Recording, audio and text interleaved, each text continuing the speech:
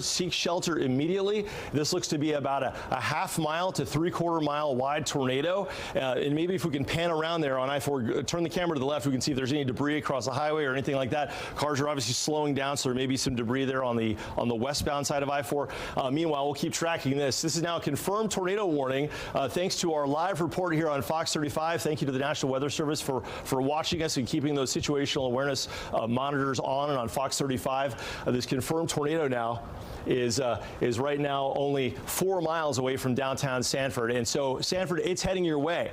Seek shelter. This is okay, there's debris. We can see it there on the camera. That's debris just east of I-4. That could be part of our roof for all we know.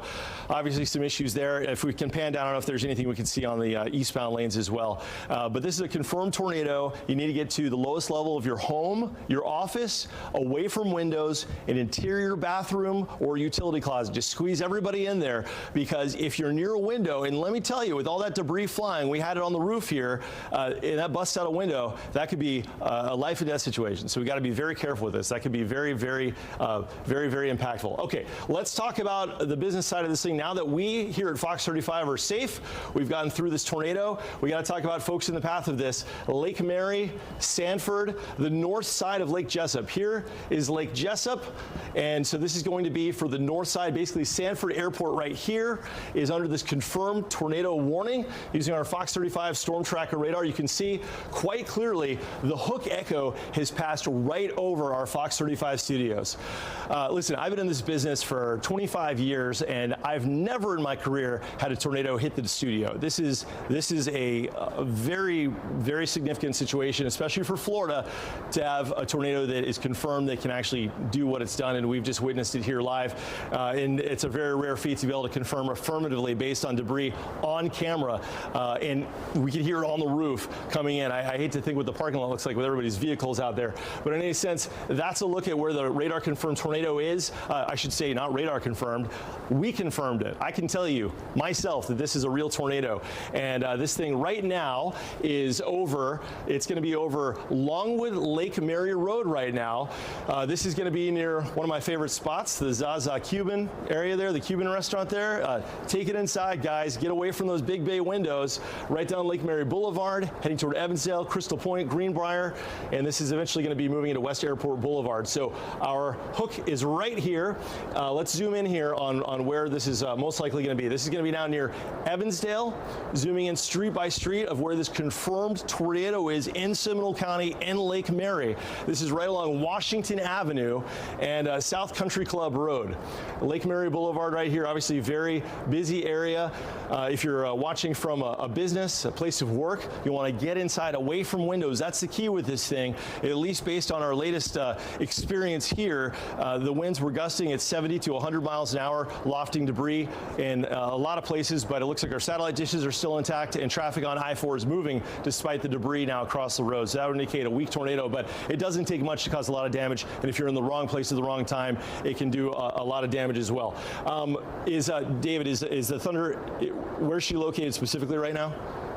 As we look at this confirmed tornado, David, where is she now? She's in the thunder truck. Is she driving toward that damage? Okay. All right, Amanda McKenzie right now is on I-4. Amanda, we'll keep the radar up here in one box so folks can see, but what are you seeing now from the thunder truck? Well, we're seeing a lot of rain hitting the roadways, and traffic is heavy as normal around this time in the morning, but we did not see the actual tornado that you referenced, and we were probably a quarter mile away from that as we were listening to you talk on the air. So we did watch on the monitor behind us that we saw some of that debris on the side of I-4, and here's kind of the heavy downpour that we're seeing right now, but we are heading towards Sanford to check out what's going on in that direction, going from Lake Mary. So we're going to keep you posted as much as we can see and hear, and we have been tuning in, listening to you, Brooke, so we were definitely watching the skies all around us as you were saying that tornado was coming towards the station, because we had just pulled out moments ago. All right, Amanda, thanks for that. Be safe out there. Let's get right back to radar. We've got our confirmed tornado going down Lake Mary Boulevard right now, and we're on the heavy rain side here from the Fox 35 studios. If we can zoom in and show you exactly where this is, our tornado indicated by our live Fox 35 radar. This is in Bithlo, so there's no delay. This is in real time. Another reason to stay with Fox 35. We've got this now right over Lake Mary Boulevard and South Country Club Road. You know, there's the apartment complexes there. There's the Drake apartment complex. Sea Shelter if you're there. As you're coming down Lake Mary Boulevard, make your way toward the 417. You're passing by Fern Lane Estates. Guys, this is a real tornado. It just hit our station. I can confirm that this is not a what-if situation. This is a reality. This is coming your way if you're in this tornado warning, and you've got to seek shelter. You've got to get to the lowest level of your home, away from windows. An interior closet or bathroom is your best bet. You want to watch out with that debris that was flying around. That could bust out windows, not to mention knock down a wall if you start to catch a stronger part of that tornado. The cell is just textbook right here as far as the kidney shape to it, with the rotation right over Lake Mary. So we established where it is. Now it's very, very important to establish where this is going. And this is going to be going just northeast like that, which means it will be impacting Sanford. So let's get a look at the track of this thing going northeast at 40 miles an hour. That's going to place it at Country Club Manor in 3 minutes, Pinecrest in 3 minutes, Parkview in 4 minutes. In Sanford, this will be in your area inside of 5 minutes. I urge you now to get to your safe place. Just turn up the TV so you can hear the warnings right now. Jessica, what are you seeing right now on your side? So I pulled up one of the cameras close to the 417, and I wish we could pan it to the left a little bit, because it looked like we had some low-hanging clouds, some very dark low-hanging clouds. And this is going to be on the 417, and this is going to be, generally speaking, where we would see that tornado work its way generally towards. So that's going to be a spot where we've had some low-hanging clouds, just some really dark and ominous clouds, and it really looked like a lowering there where the possible tornado was. It's really hard to decipher. Do not try to get out and see it. We're just using our FDOT cameras here to try to get the best vantage point. But I'll send back over to you, Brooks, the latest. All right, Jessica, so a confirmed tornado that just hit our station. Untold damage. We heard all kinds of debris hitting the roof. That confirms, I mean, it's an unsettling sound to hear bits of trees and roof and debris hitting the building from where you're broadcasting, but that's where we are with this radar confirmed tornado. Debris now showing up very clearly on radar, and this now is going to be right on the 417 West Airport Boulevard, 417, right at Lake Mary Boulevard. So it's heading into Druid Park right now. A reminder as well, if you're in a mobile home and you're in a place where you have a few minutes to take shelter from the storm, which is heading toward the east-northeast at 40, get out of that mobile home, head for the laundry center, like usually the Cinder Block Rainforest Center, maybe the business office. Just get out of the mobile home. It doesn't provide any shelter from flying debris and from wind. This radar confirmed tornado right now is pushing over the 417 in Sanford. If we can bring up a camera from there, we can get another view, another vantage point of it, and it's about to work toward the southern shores of Lake Monroe in Sanford. And here's the St. Johns River as you push toward Volusia County. So right now, the worst of the storm. Let's go back to our Fox 35 reflectivity. We can see where the actual hook echo is. Let's zoom out here and get another look. We've got kind of a dual hook echo, which means that our tornado is going to be located right here. This is going to be now just south of Sanford. Its location specifically, and you can see on the right-hand side those live cameras, is going to be near Lordland, Druid Park, Wynwood. Specifically, Sanford Ave is the north-south road, and Wiley Ave, and also let's zoom in even more. Just to give you an idea. I mean, if you're in it, I hope you're in your safe place at this point. Wiley Ave, as well as South Park Ave in Parkview, Palm Place. Zooming out, it'll hit fast as well. Let me tell you, this thing's going at 40 miles an hour. We can see it coming on the camera. Whiteout condition. It was a rain-wrapped tornado. It's going to be very difficult to locate it. Okay, this is very important now. This is heading for Sanford Airport right now. There's a lot of airplanes here that may not be tied down. A lot of like little Cessnas and Beechcraft and Pipers and all the little planes there. Sanford Airport operations. You guys need to take shelter immediately. The hangars provide very little shelter. You got to get to a more substantial shelter. Duck under some cement stairs. Just get away from the tarmac and get away from what could be airplanes that are flopping around and getting tipped over. The latest on this confirmed tornado warning. This is in effect until, let's see the latest here now, 10 a.m. It'll likely be extended. Our Fox 35 Storm Tracker radar continuing to track this now. real live tornado. This is not a drill. This is the real thing. This is not a potential. This is not a what if. This is a in progress, and you better watch out because this is a rare thing. And with today's technology in 2025 and with the incredible communication abilities we have with television and streaming, you're getting the message which 40 or 50 years ago or even later you wouldn't have gotten. Okay, let's get the latest on this. Our debris indicator is suggesting that we're seeing our confirmed debris from this tornado now right over this location. Let's zoom in and see where this is going to be. Also a textbook thunderstorm as far as one producing a tornado, the debris readily recognizable. This is going to be right over Indian Mound Village. It's Celery Ave and Beck Hammock Road, and this is now east of Sanford. So this storm is really traveling. This is over Huey Street and Cannon, Sipes Avenue, as well as Cameron Ave. If you're listening from that location, get to your safe place ASAP. You might have 30 seconds to get there. The storm in question right here, we're going to go over to our radar and show you it's fairly isolated. This is our viewing area. You're safe in Orlando, you're safe in Kissimmee, you're safe at Disney. This is fine, but this is a tornado now that is crossing the St. Johns River into Volusia County. So let's get an idea of where this thing is and where it is going. Our triple threat and rotation indicator suggests that we're still looking at a strong rotation here. So we go to our latest rotation and stand by here. Fox 35 storm tracker. There we go. Okay, so in the latest scans, and this is typical with this kind of a cell, in the latest scans, the structure of the storm appears to be changing. So it doesn't look at this moment to be rotating as strongly as it was minutes ago, but that obviously can change. This official tornado warning is in effect for 6 more minutes. But indeed, I mean, we're still seeing a defined hook from this cell. So we're still seeing here on the east side of Sanford a confirmed tornado with debris and damage, and it's crossing the St. Johns River right now. So let's go over here to the other side of the St. Johns River. If you're at Reed Ellis Road, and that's going to be now on the east side of Lake Monroe, get to your safe place, away from windows, interior room of your home, utility closet. If you don't have that, duck under a table. You just want to get away from flying glass in case what happened here at Fox 35 happens where you live, and that is debris flying. This was a very rare event that on this one spot on the planet, the tornado happened to pass right over our studios, but it gave us the ability to confirm that it exists, and we can then warn you accordingly to give you a more accurate heads up of where it's going and what to expect.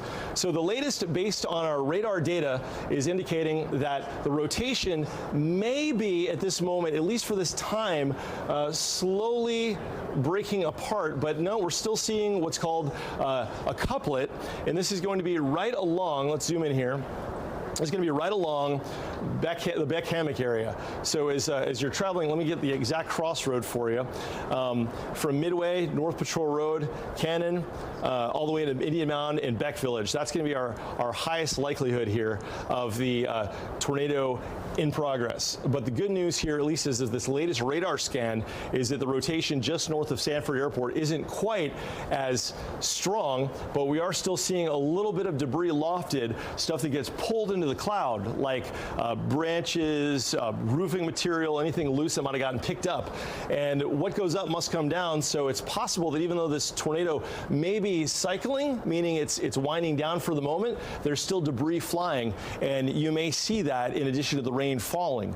It's a very commonplace thing, especially paper and lighter objects, cardboards. But right now, at least we're seeing in the latest scans, the really strong rotations. We put this in motion, maybe dropping back a little bit, but that's a still very convincing radar presentation and a confirmed tornado warning now that goes on for the next 4 minutes. Jessica, what are you seeing on your side right now? Well, I was just looking over the National Weather Service chat. So they are going to, looks like, extend this tornado warning, or at least a severe thunderstorm warning, all the way to the coast. So that's what the latest from the National Weather Service there. So all the way, it looks like, potentially to New Smyrna Beach. They haven't issued that tornado warning just yet, but if you are in New Smyrna Beach, into the coastal areas of Volusia County, it's a good idea to to go ahead and prepare yourself, because we have seen a tornado so far today. We're actually going to get some more reports coming up with TJ. We've had reports at the station. We've got a lot of debris outside, so we're going to get more information on that too. But even though this is kind of, loosening up a bit in terms of the rotation, so to speak, but we're still going to keep a close eye on this because that warning is going to continue. It's been ebbing and flowing essentially all morning long. It's doing what we call pulsing. So that means it pulses up. So that means it kind of tightens and it strengthens, but it also pulses down sometimes too, where the circulation loosens up a little bit, which is actually just what happened right before it did tighten right back up over the Lake Mary area. So that's just going to be something to keep in mind as we head over the course of the next couple of minutes. So it's a really good idea to stay on alert. I will say for areas near Altamont Springs, you're in the clear for now. Just want to give you guys a heads up that you're in a lot better shape now than areas, say, to Sanford, where this pink box is close to Deltona there. It looks like they have just issued there that tornado warning that extends all the way there through New Smyrna Beach, and it doesn't have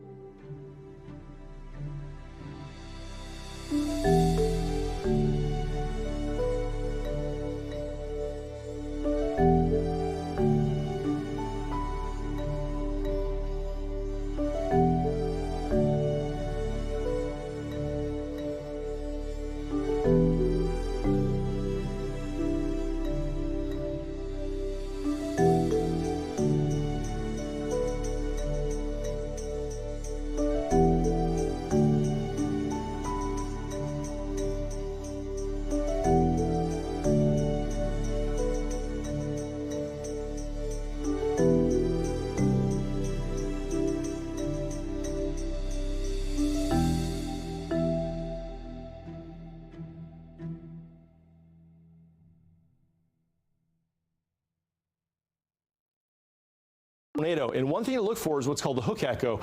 And this is going to be our general vicinity here, where we got to watch very carefully. The rotation in question, the storm that brought us the tornado, has now crossed the St. Johns River, and it's being absorbed into the larger cell. But we got to look for areas south of this now, because this atmosphere has proved to rotate. We've got a storm that's tall enough in the atmosphere where a southeast wind at the surface and a northwest wind aloft is producing a spin as the air rises. Now that we've confirmed that that exists in our atmosphere, we have to look downstream where the air is untapped, where it has yet to rain, and where we could see more tornadoes develop before this morning is out. That said, our region is under a marginal risk for severe weather, but it shows you that in Florida, sometimes you can get tornadoes that spin up with very little warning based on micrometeorology, where you have elements of weather that maybe are too small to show up in some of the computer models, but clearly exist. So our southeast wind is going to be feeding these storms. This tornado warning means that you need to seek shelter if you're in Volusia County, New Smyrna Beach. The northernmost post with this is going to be north of New Smyrna near Ponce, Edgewater, all the way down to Oak Hill. Now, as this storm moves northeast at 40 miles per hour, we can place where that's going to put it, and it looks like it will indeed arrive on the I-95 corridor by 10:20. So look for Penachon about 17 minutes, Osceola in 12 minutes, Palm Shadows about 5 minutes. These are subdivisions along the way to give you some ideas. This is going to be near Bowdoin by 10:15. A heads up here. And Creighton, if it holds together, probably north of Creighton, it's going to be doing one of these numbers. It's going to come down toward looks like Edgewater, down through Oak Hill in the US 1 corridor. We're going to continue to monitor also the cameras in this area to get an idea of what we may be seeing with this now tornado warning till 10:45, which is no longer a confirmed tornado warning because the tornado in question, that part of the storm has now morphed into a larger storm to its southwest, but in an environment which is still conducive for rotation. So let's get a latest look at the rotation right now, and it looks like it is tightening back up right now. This is a new rotation right over the St. Johns River that is going to be heading northeastward, and that will put it in Bowdoin in 4 minutes from now. So look at the debris. I'm not seeing debris indicated at this point, but it may be in the progress of getting lofted if indeed this is a tornado. It may be a funnel cloud where it doesn't touch down, but Bowdoin, you've got to seek shelter as well, and in Edgewater, it'll be in your general vicinity inside of 20 minutes from now. Now, if you're just joining us, this is in effect until 10:45 for this county, and the reason that it extends for a longer period of time, it's rare to have a tornado warning go beyond about 30 minutes, is because this one has been confirmed to actually produce a real live tornado. We can tell you personally, we watched it on our camera crossing through Heathrow and Market Woods, coming up I-4, moving right over the TV station and down Lake Mary Boulevard here in Seminole County, and it definitely was a reminder in times of adrenaline to take a break so that you can have a clear mind and impart the information or make smart decisions instead of panicking. That's the key with all violent weather. You have to just remove yourself for a second and look at everything objectively as you can to make the right judgment call in the moment and for your plan to stay safe. In this case, to stay safe from this cell, you want to get to the lowest level of your home. You want to get away from windows, interior room, a bathroom, a utility closet. Even better if there's a workbench in one of those things, jump onto the workbench. In this case, the biggest threat has been lofted debris, and if that hits a window, that'll shatter a window and cause big problems. Obviously, that would be very dangerous with flying glass, especially with little ones. You know, keep them away from all the windows. The rotation in this cell specifically is not quite as coupled, if you will, where the reds and the greens are touching, but it's still a rotating severe thunderstorm. Let's get a look at some of the details right now. Indeed, the rotation by our Fox 35 storm tracker radar is co-located under the greatest part of the storm that would be most likely to rotate. Looking at our velocity, you can see that winds are heading toward the radar to the west side of the storm, away from the radar to the east of the storm. And that indicates that we're seeing a confirmed rotation, which would go along the lines with the cell that has had a history of producing a tornado. Okay, let's see where this is going. So going northeast at 40 miles an hour, almost a north-northeast trajectory at this point, it's going to put it in the vicinity of New Smyrna Beach in Edgewater in about 25 minutes from now. I would not wait until 10:30. You're likely not going to see this tornado. If it's forming, it's rain wrapped, which means there's rain wrapping around the cone. You won't be able to see it. It's not going to be like one of those Midwest tornadoes where it's, you can see for 100 miles and there it is. This one's just going to look like a wall of white coming your way of torrential rain, but that's actually a condensation funnel being wrapped with rain and also with debris. So Bowdoin, seek shelter right now. The location of the tightest circulation is going to be located right along Osteen Maytown Road, approaching Shoreline Drive, right along the St. Johns River between Lake Monroe and Lake Jessup. If you're watching from the Sanford area, I can tell you affirmatively, you're safe. If you're watching from Lake Mary, you're safe. If you're watching from Altamont, you're safe. But we are not safe yet here in southern Volusia County with the tornado warning in effect till 10:45. All right, Jessica Dobson standing by with the latest. What are you seeing on your side? Yeah, I just wanted to quickly update you. I just got a text from TJ who just went out into the parking lot, and he said his sunroof is completely shattered. And that means some debris was definitely flying. And we know that here in Lake Mary, we had that. We saw it on our cameras, a reported tornado there. So it just goes to show why it's really important not to be anywhere near glass because it can be super dangerous. But I did also want to quickly direct our attention further to the southwest. I know this is not in our immediate area by any means, but close to the Port Charlotte area, they're already getting quite a few reports of, or at least a couple of warnings there where we're seeing rotating thunderstorms to the point to where they're issuing tornado warnings there as well.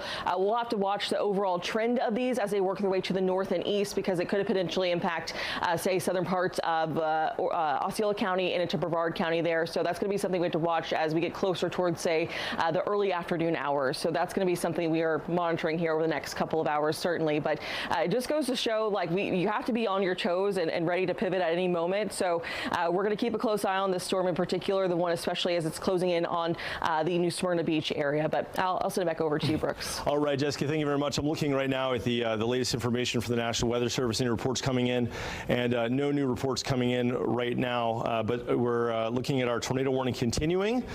This is going to be until 10:45 for this area, which includes Volusia County, and that's for a thunderstorm that's had a history of producing confirmed tornadoes. Now, at this moment, the tornadoes potential are not confirmed yet, but we are seeing a storm that's continuing to rotate right here, and in doing so, it is pushing northeastward and threatening communities located 20 miles to the northeast, which include New Smyrna Beach, Ponce, Edgewater, and Oak Hill, but mostly north of Oak Hill. If you're in these areas, I would highly recommend, at least if you're not taking shelter right now, identifying where in your home or your business you will go if it becomes evident that a tornado is developed. And let me impart, you will have 30 seconds to take cover between the time you hear it and the time it hits you. It is moving. And I can tell you here from personal experience, we saw it a half a mile away on our tower cam west of our station, and within 30 seconds it was on top of us with debris hitting the roof. As you heard Jessica say, one of our Fox 35 Storm Team meteorologist colleagues' car got smashed. Sunroof shattered, untold debris, untold damage. An insurance claim, to say the least, and a huge inconvenience, not to mention the life-threatening nature of this.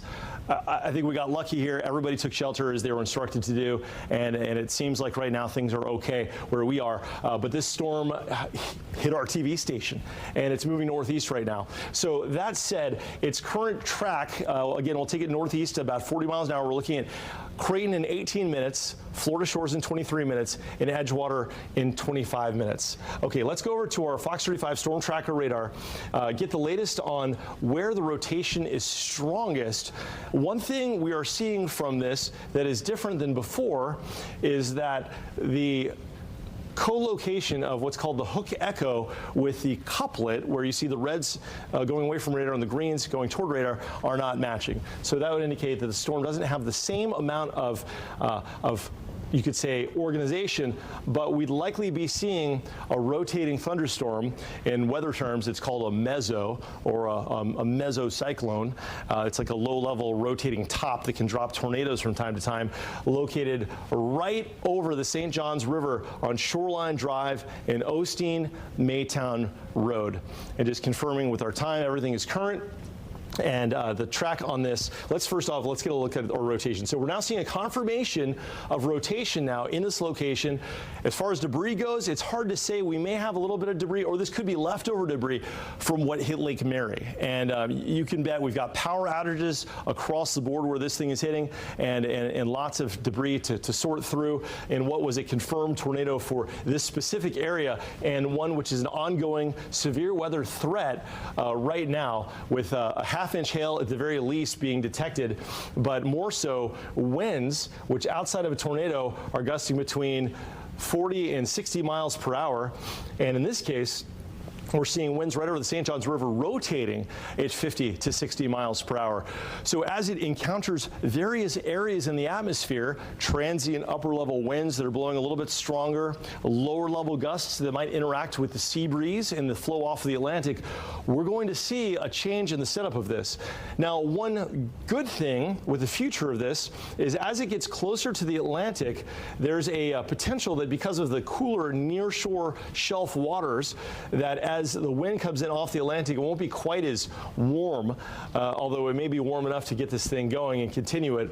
The latest radar scan, though, suggesting that we're starting to see a closer coupler here as this moves toward the northeast. And let's get a look at our reflectivity. Bear with me here as I go through some of our products. Yeah, it looks like we're catching some debris still possible here. I would say this is a place where you got to, for sure, take shelter. And you know, in the last couple of scans, we may be seeing a little bit of a rotation there with the rain wrapping around this rotation, indicating a redevelopment of a tornado. So if we can look at some traffic cams along I-95 near Oak Hill, or I-95 between Oak Hill and New Smyrna Beach looking west, if we can find one that maybe has a little bit of sky view, we might be able to see it, especially if that camera is located a little bit farther south of the Edgewater exits. Okay, so we've got to watch this area very carefully. This tornado warning in effect until 10:45. You may just be joining us. Maybe your phone went off and it's telling you to go watch the TV. You've made the right choice. We're here with you through the duration of this. And this one got personal. We got hit at our TV station with a tornado and debris hitting the roof and smashing up our cars. As far as I understand, we've had no injuries reported, which is very good news. But this is a reminder of how weather in Florida can turn like that. It can become life and dangerous before you know it. And this is one of those situations. So we do not want to undersell the threat with this specific tornado warning for Volusia County until 10:45, because this specific cell may have potential to spin back up and produce another damaging, if not downright dangerous tornado. We're still looking at a pretty broad rotation, but a rotation nonetheless that would be considered weak to moderate in tornado meteorology, but still significant. Right here along Osteen Maytown Road, in Gobbler's Lodge. So debris-wise, we're not looking at debris yet. Our storm relative velocity, the couplet, if you will, is still somewhat disjointed. Wherever you see gray in the middle, that means that it's not a full-on tornado rotation, but there may be a little bit trying to rotate here, maybe a funnel cloud developing, and that could certainly lead to something else. We're obsessively checking our live radar. This is our Fox 35 storm tracker radar, which is live out of the Bithlo area, because it has a great viewpoint in real time with no delays of what we're looking at and what is the potential here. Specifically as far as the storm's location goes. Now, this is a view from our Fox 35 studios, a live camera that is no longer live. It was knocked out when the tornado hit our building, but this was the last view. This is debris flying. You can see the debris right here flying. 50 feet away are parked cars. You can't see them because they're lost in the condensation funnel. The palm trees out here and the American flag whipping around, and who knows what it looks like out there right now. And let's take a look at some other locations to give you an idea of how things are shaping up. Our Hard Rock Hotel cam, let's see if that's still live right now. Okay, that's looking a little bit rough right now. We'll bounce out of this and go back to our live radar, because we've got our tornado warning remaining in effect now for Volusia County until 10:45. I was hoping to bear with me here while I look for this camera.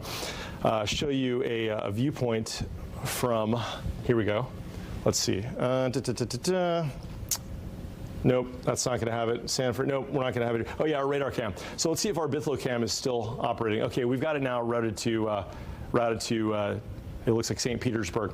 Okay, so this is the latest radar. Let's stop this here, and we will zoom in to where the rotation is strongest, and what at this moment is somewhat ill-defined, but one which still has potential to produce a tornado. And the name of the game with this stuff is that when you have a storm that has a history of producing tornadoes, it can do so again. I want to show you too, if we can bring up our Lake Mary Tower cam, and if somebody can control and go to the left, we got traffic stacking up, and that may be due to debris on the highway. It is. Jessica, what are you seeing on your side? I was going to say, if you want to take it over here to me, yeah.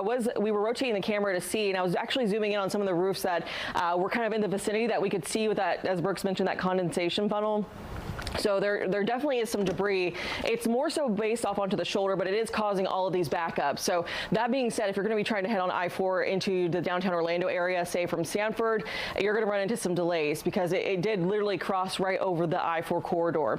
So that's what we're seeing right now. Obviously, temperature is a little irrelevant, but when it comes to our power outages, I want to mention those quickly as well. When it comes to power outages, typically we see a bit of a delay just because we're waiting for those reports to come in, usually from the those of you who have lost power, but as of right now, the numbers are actually pretty low, which is good. I mean, we heard it and felt the wind here. It was whipping pretty dramatically. So it looks like as of right now, we're just at, less than 1% without power in Seminole County. So that's good. About, 900 people without power. Obviously, it's not good if you are one of those people without power, but a little higher there in Volusia County, about 6,500 without power. That's going to be about 2%. So that's where we're seeing more of those power outages. And remember, if you do lose power or for whatever reason, you can actually still stream us online as well using your smartphone. It's super easy to do, and it's also free. So that's something to keep in mind if you want to stay weather aware, because this has been an ongoing thing all morning long, and we want to make sure you're prepared and staying safe as well. But that's what we're seeing. I'll try to rotate our camera again, Brooks, to see if we can see they're clearing that debris or not. And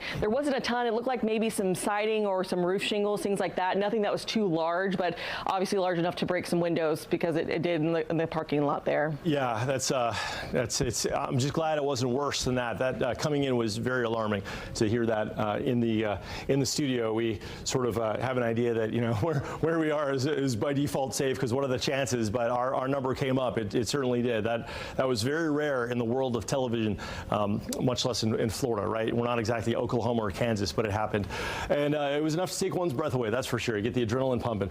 Right now, watching very carefully Fox 35 storm tracker radar for the potential of rotation. We've got our tornado warning. No longer a confirmed tornado, but radar indicated, and we got to watch this carefully because it could spin back up quickly. This is located now in southern Volusia County, just over the St. Johns River. Here is Sanford. Sanford, you're safe from this, but if you're watching from Bowdoin, this is the time to seek shelter immediately. This may still be producing at least some damaging wind gusts along Osteen Maytown Road. This is in Cow Creek now in Farmton.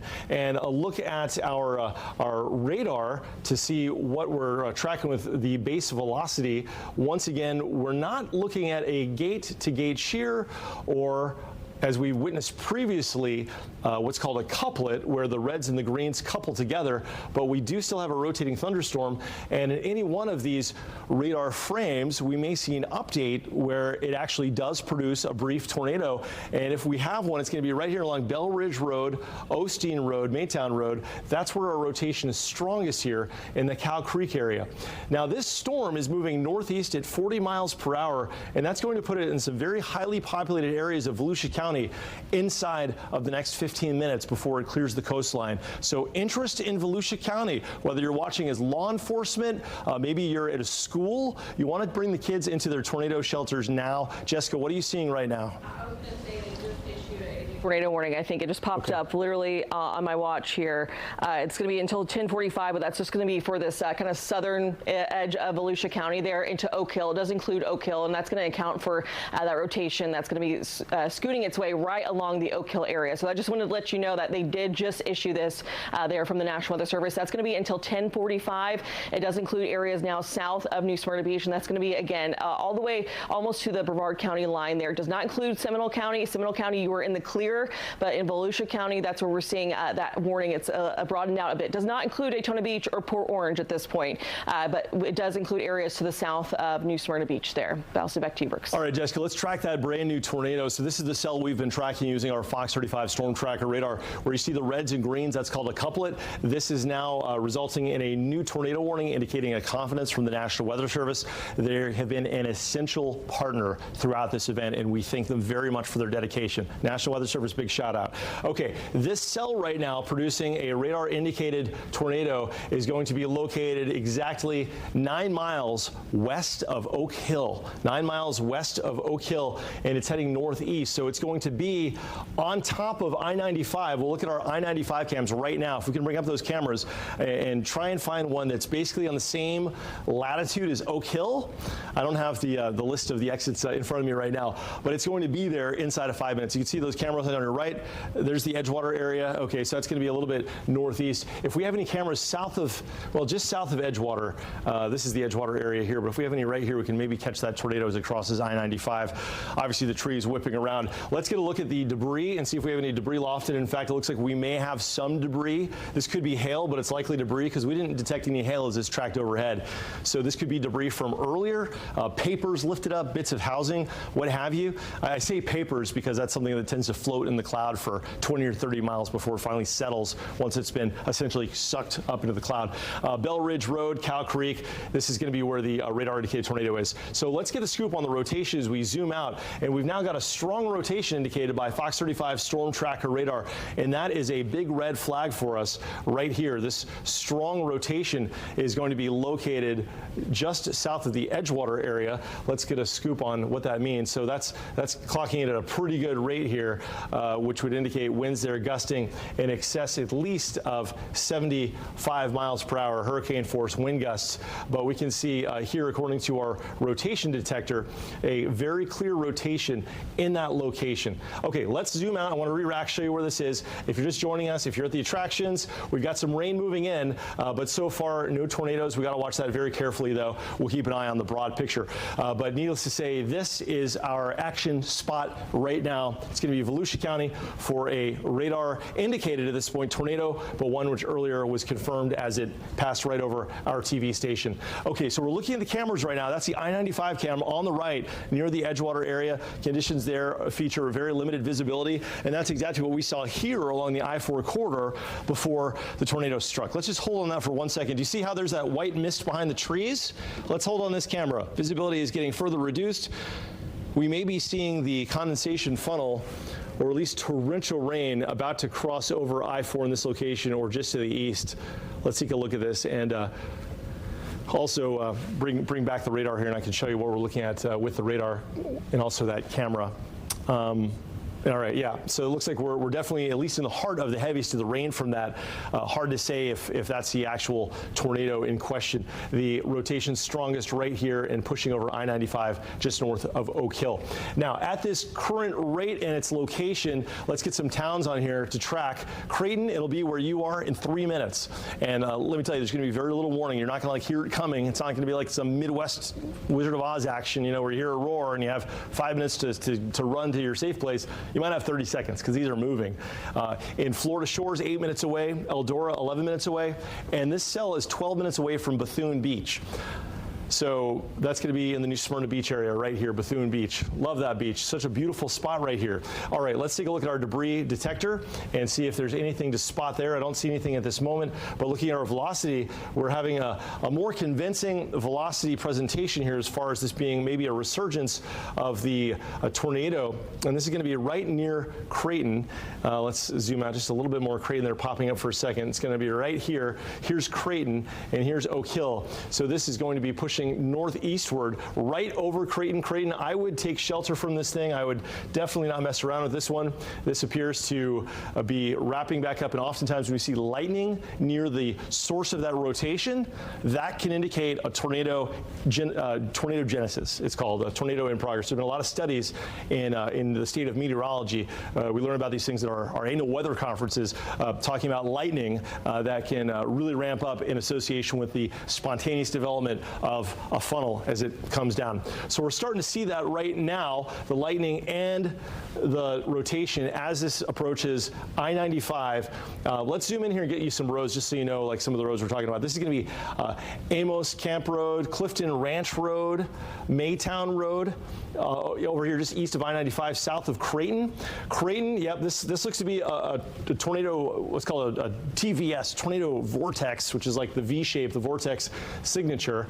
And so this TVS is going to be rolling right into Creighton, which could indicate, in fact, that we've got some debris that will start showing up on radar. And at the very least, we're going to catch some very gusty winds. But that's going to be a look at it. As far as where we're seeing the strongest winds, we've got 60-mile-per-hour winds on one side. And so that means that we're looking at probably 100 miles per hour at least at the surface of rotating wind. This is going to be happening just north of Oak Hill. We have some cameras there maybe we can take and get a closer look at it. Also, we'll take a look at our debris indicator. No debris there. Our rotation, though, continues to be strong. Our triple threat includes, in addition to the heavy rain, we've got some hail, and our velocity continues to indicate that we have a tornado that's in progress yet again. And this is going to be along I-95. So we're going to keep a close eye on those I-95 cameras right now.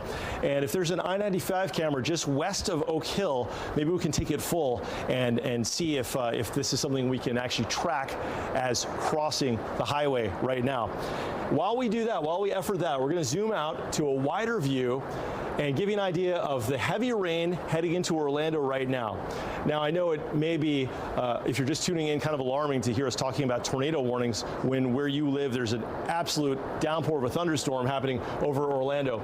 But at this moment in time, this is just a run-of-the-mill thunderstorm with some gusty winds, but as far as rotation, we're not seeing it. One storm that is rotating is right here. It's about to cross over I-95 west of Oak Hill in Volusia County. Get to your safe place immediately, away from windows, interior room, a closet, a bathroom, even under a workbench. That'll be the best place to be. This is in effect for at least the next 15 minutes. Okay, Ryan and Amy, I understand you have some new information on the phone. What are you guys learning? Yeah, Brooks, what an hour this has been, for sure. It's been incredible. And we want to bring in Seminole County Emergency Operations Center, Alan Harris, who has been with Seminole County for many decades.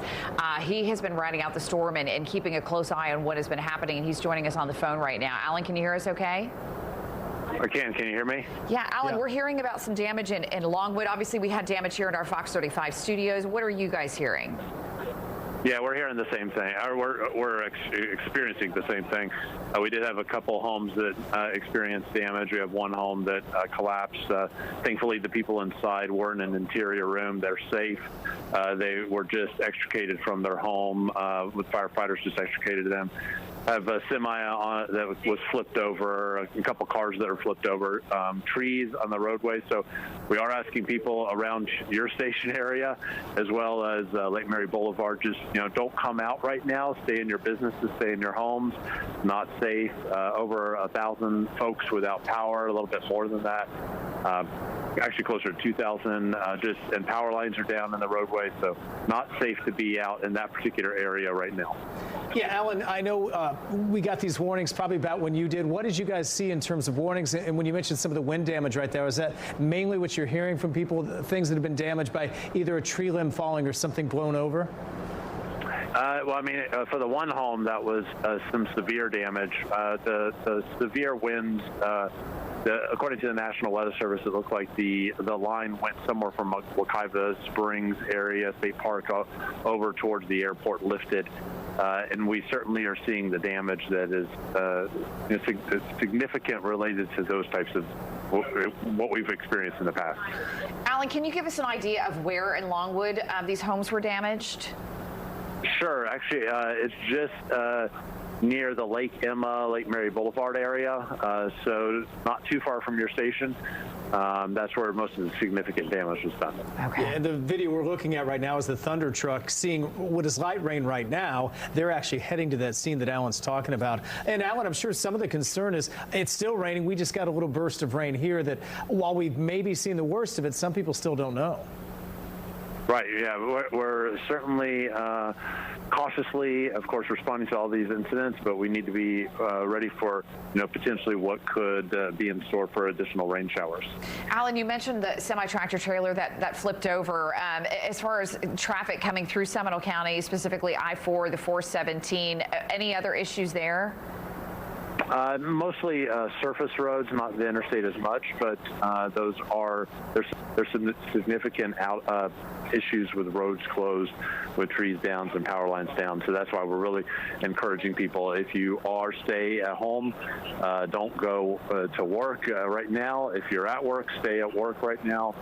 Let us have an opportunity to get these roads safe for you to travel around. Traffic signals are out. Treat those as a four-way stop. A lot of issues right now in the Lake Mary Longwood area. Yeah, good advice. We're getting pretty heavy rain at our station right now, and that makes it tough on the Hey, I got to run. Our EOC is activated, so I really appreciate you all having me on. Please be safe. Thank you so much. Alan Harris, again, with the Seminole County Emergency Operations. Brooks, we want to get it right back over to you. Yeah, we have the latest scan. Just to give you a heads up, we got our tornado warning till 10:45 for Oak Oak Hill, the Edgewater area, Apollo Beach here on the East Coast take shelter immediately. This is in effect for the next 15 minutes or so. Now in Orlando, we've got a downpour, but there may be indications that we're seeing a storm starting to rotate right now near Winter Park. This is going to be located, I'm looking at the latest information on this, just south of Winter Park. Let's get right to our storm relative velocity. There is no warning on this cell yet, but in this atmosphere, it's possible that we may have a new tornado develop. This is near Goldenrod, so this is going to be near my favorite lawn mowing repair place, the Walmart down here, as well as the Costco in this area, and here's Winter Park. So this is a radar that would suggest that we've got winds rushing toward the radar to the west and away from the radar east. This is just coming in now, so this is yet to be confirmed or anything like this, but we're just tracking this in real time, watching stuff potentially develop. So want to watch out for Winter Park, keep you apprised on that situation. The latest airport radar, I'm looking at our airport radar right now, is suggesting that there is a rotation, what's called a couplet, right here near Winter Park. And based on the track of where this is and where it's going and the latest scan, whether it holds together or falls apart, this is an example of how unstable things have become with the atmosphere we're in right now. This moving northeast at 40 miles per hour would place it in the Oviedo area in 13 minutes. You got that, wife? My family's in Oviedo as well. Geneva, 22 minutes. Chulliota, about 14, 15 minutes if it develops. At this point, it is not confirmed, but we'll see. There's clearly now a couplet trying to develop here near the Goldenrod area, and this will be heading northeast. Here, let me stop this here. This is going to be located specifically about 6 miles from Old Town Oviedo, Town Lake Center, UCF. This is located about 7 miles to the west of that, but it's heading northeast right toward, if this holds together, Lake Jessup area. 417, if we can look at some of the cameras coming up here, also on the 417 in Oviedo near Red Bug Lake, that exit, that'll be the place here to give you a heads up where we might find a camera, and also you need to pay very close attention to this. Now, we've got a thunderstorm in the vicinity of Winter Park, which is really ramping up. Our Fox 35 storm tracker radar is honing in on this cell specifically, which we need to watch really carefully. I don't want to get tunnel vision yet on this because we got an active tornado warning. I don't want to forget you guys here in Volusia County. Heads up, this tornado warning in effect for the next 15 minutes. Oak Hill, Apollo Beach here, you need to seek shelter. Our rotation right now, as illustrated by our Fox 35 storm tracker radar now, is just west of Oak Hill, and this is going to be located right along Maytown Road and US 1 in Oak Hill. That's going to be our highest chance now for a tornado, and this is heading toward the northeast and will soon clear the coast. So now let's turn our attention to the wide picture to give you a reorientation of how everything's going and what we're looking at. So the heaviest rain right now from the storms in the city are located right now from Altamont down through Winter Park into University Park and now Oviedo. And based on the latest radar scans, there is an area of rotation in Winter Park. Looking at the National Weather Service here, and for the latest on this, no information yet, but we got to watch this one really carefully. Not a very tight rotation, but certainly on some of our local radars here, there's been an indication at least of some. I think more than anything, it's an indication that we got a really strong storm here, and sometimes these little storms can spin up tornadoes with a little notice. This would be near Winter Park and Goldenrod, so no tornado warning here yet, but just stay weather aware here for the next 15 minutes or so. This is going to roll right through Oviedo and eventually Chulliota in the next 10 minutes. And in doing so right now, it's producing copious amounts of rain. Our triple threat indicates rainfall rates here exceeding 2 inches per hour. And as far as wind gusts go, there's no huge wind gusts out of this yet, but we certainly got to watch for that potential. A wider view reveals that our tornado warning continues for Volusia County. We're going to keep a close eye on all of these because at this moment in time, these storms have an official history of producing tornadoes.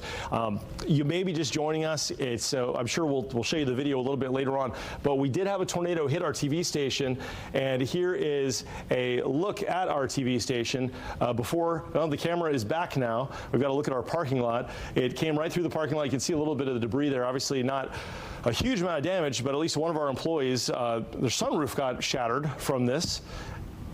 And Can we cut to that camera right now? Okay, there's Casey. Okay, there's Casey right now. Our managing editor there, one of our managing editors there with the latest there, looking at debris in our parking lot. This is in the back lot next to our generator, and looks like some debris from the adjacent pine trees has fallen. It just shows you that when there's a severe storm, a lot of us take a break back there to get some fresh air, and that could have been deadly if somebody was under that. That's crashed on top of one of our news units, our Explorers. Those pine trees back there are about 60 feet tall, and we've watched them blow around in Hurricane Ian and also during Hurricane Milton, and they survived. But our Fox 35 weather deck here in the backyard shows one large limb down, and that accounts for a lot of the debris that has fallen on our roof that we heard from that tornado rolling through. So, Jessica, this is a developing situation. We've got damage that has become very personal, right? It hit right here, and TJ Springer, one of our meteorologists, his sunroof got shattered. So there's damage. Thankfully, it wasn't worse. Thankfully, everybody's okay. Yeah, I mean, the sound it made, I know everyone talks about that, but hearing everything and then seeing the cameras in real time and kind of seeing the condensation funnel, I'm sure we'll have to go back and clip that video. But I wanted to let you guys know, just how close some of the damage reports are. I mean, we're getting them right here at the Fox 35 TV station, but we did get some reports. Markham Woods Road, this is going to be where, if I actually looked up on my traffic maps too, there's a lot of delays because there is so much damage in this area. It's hard to get through the roadways. So that's going to be where we've had reports of a lot of homes damaged.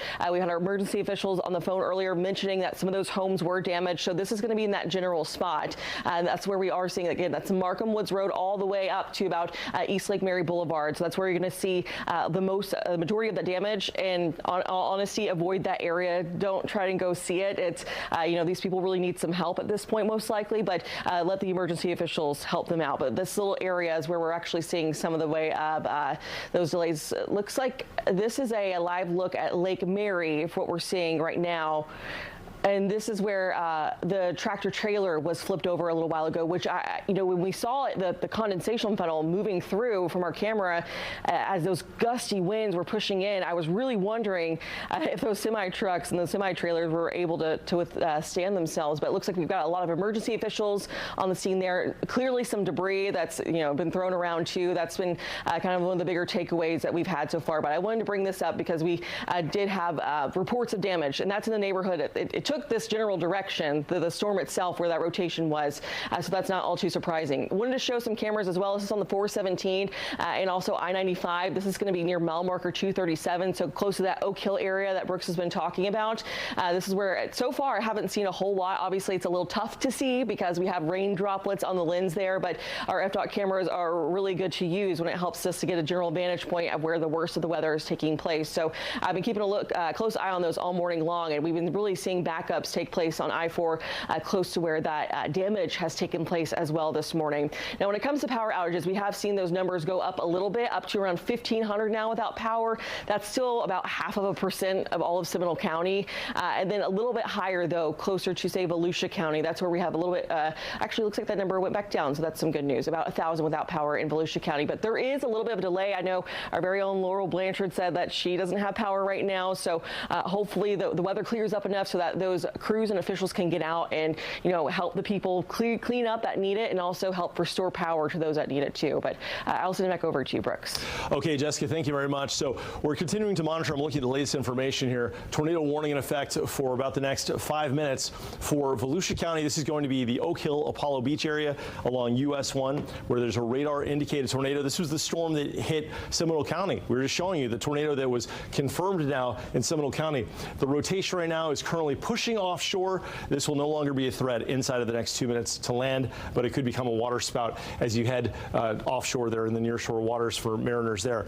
We've also got to watch areas near the Oviedo and Chuliota region. I'll show you why. We've got some heavy rain and heavy storms here across from Winter Park to Orlando. These are not under a warning. However, there are indications that there could be some embedded rotation, and we've confirmed obviously that the atmosphere is supportive for tornadoes. So we'll have to watch this very carefully looking at the rotation, there is one area of concern in Oviedo right along Mitchell-Hammock Road. This is going to be east of the 417. So, I mean, we're talking about there's the Wawa right here. We've got the, let's see, another landmark. There's a 7-Eleven right here.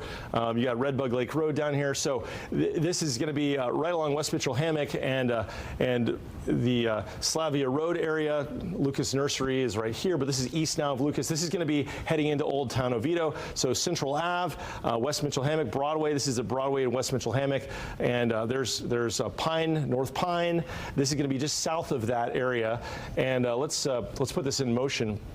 And you can see the splotch of green will show up on the radar here in the last frame heading this way. So you can just interpolate where this is going to go, and so it's going to push right over Oviedo Boulevard, South Central Ave. This is officially not a tornado warning right now.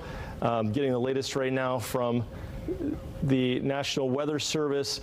There is a little bit of convergence, but thankfully no indication of strong rotation. So let me zoom back out, show you this, and zoom out, and we're going to be tracking the storm. If anything happens here, if we get any new warnings, we're going to jump in immediately and let you know. But right now, we've got a news a news conference right now with the latest damage that's happened here in Seminole County. Okay. Well, if we get it back, we'll bring it back to you. But the latest is that we've had a confirmed tornado now move through Lake Mary. That happened a little bit earlier this hour, producing what looks like some minor damage, maybe EF0 damage so far if you look at the damage scale. But we'll see. There have been trees down, at least one tractor trailer flipped over. Usually it takes winds of about 70 miles per hour to flip over a semi truck. Obviously it depends if it's loaded up or if it's empty, but that's kind of the baseline.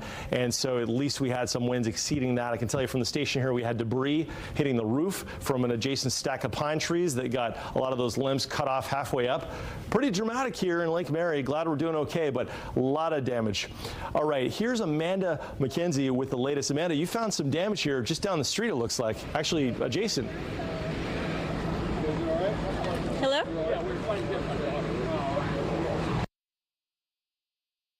On Markham Woods Road here in Lake Mary, and you can see a lot of the damage from that suspected tornado. You can see the sign is down here on the ground. This is right outside of the Whispering Winds neighborhood, and you can even see a giant crack right here in the brick wall. In fact, further down the street, one of the brick walls was entirely knocked over because a tree came down in large branches. You can see all of this debris. There are several first responders, firefighters, ambulance.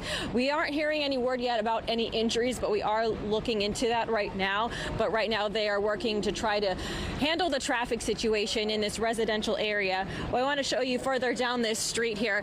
You can see a lot of debris on the ground. Several first responders on the scene. We are hearing that there are several homes along this street that have been damaged. You can actually take a look to the left up here. You can see a bunch of shingles missing off the top of that roof, exposing the blue tarps underneath it.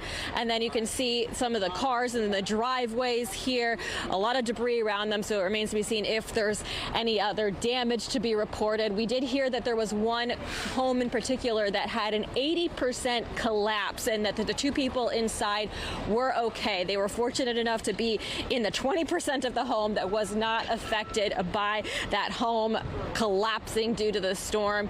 We have just arrived here on the scene, and we did have to walk, and we are noticing some folks walking around that may be people who live here. We're hearing sirens as well, and I gotta move. So we'll come back to you when we have some more information. As you can see, it's a very active scene at the moment.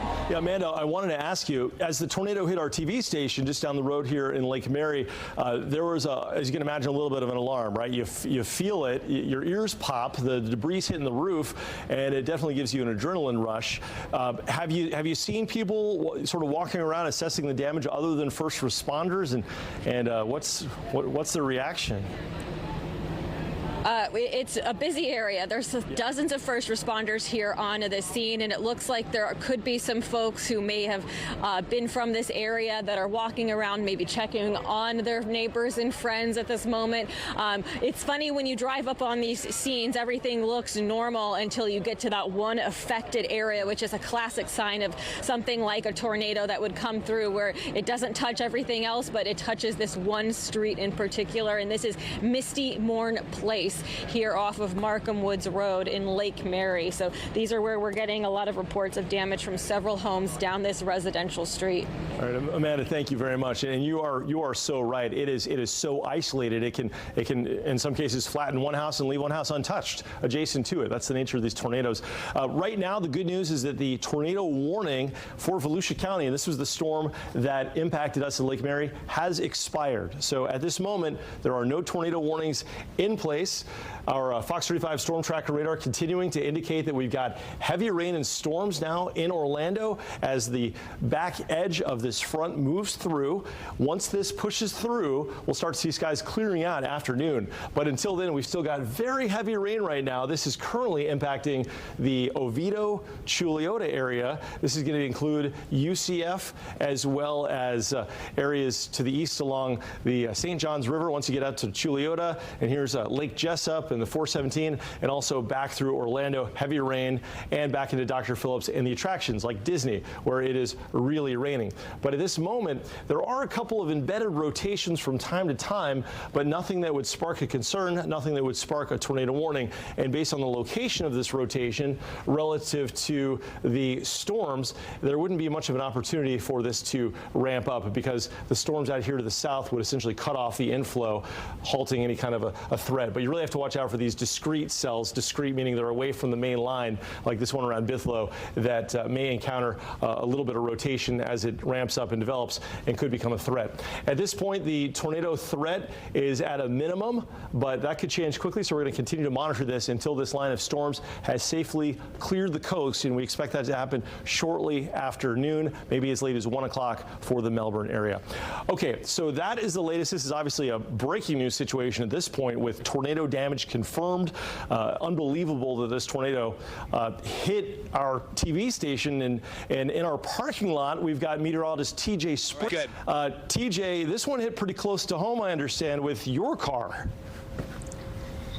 Hey, Brooks. Yeah, I still am in shock. I know we were all in the weather center together as this tornado-warned storm was bearing down on Lake Mary. We're here in the parking lot, and you can see all of the tree debris that is behind us. Some pretty good limbs, too, diameter-wise, at least a couple of inches you can see. And myself and one of our managers, Casey, we're out here kind of surveying things, and we want to show you the backside of our building, because I'm going to point on up. The roof, it was trying to get torn off by that tornado. You can see it kind of lifted up there, and then all of the spray here on the side of the building, the wind must have been really ripping through here really good, because you can see all the leaves and the debris that are up on top of on top of the wall here. Now, we do have a lot of our news vehicles back here, so we're going to take you to one of our cars. You can see a big dumpster here. This is right by our generator. This limb got torn off. It did some pretty good damage to this side of the car. A pretty good dent, ripped the handle right off, and you can see the shattered window there.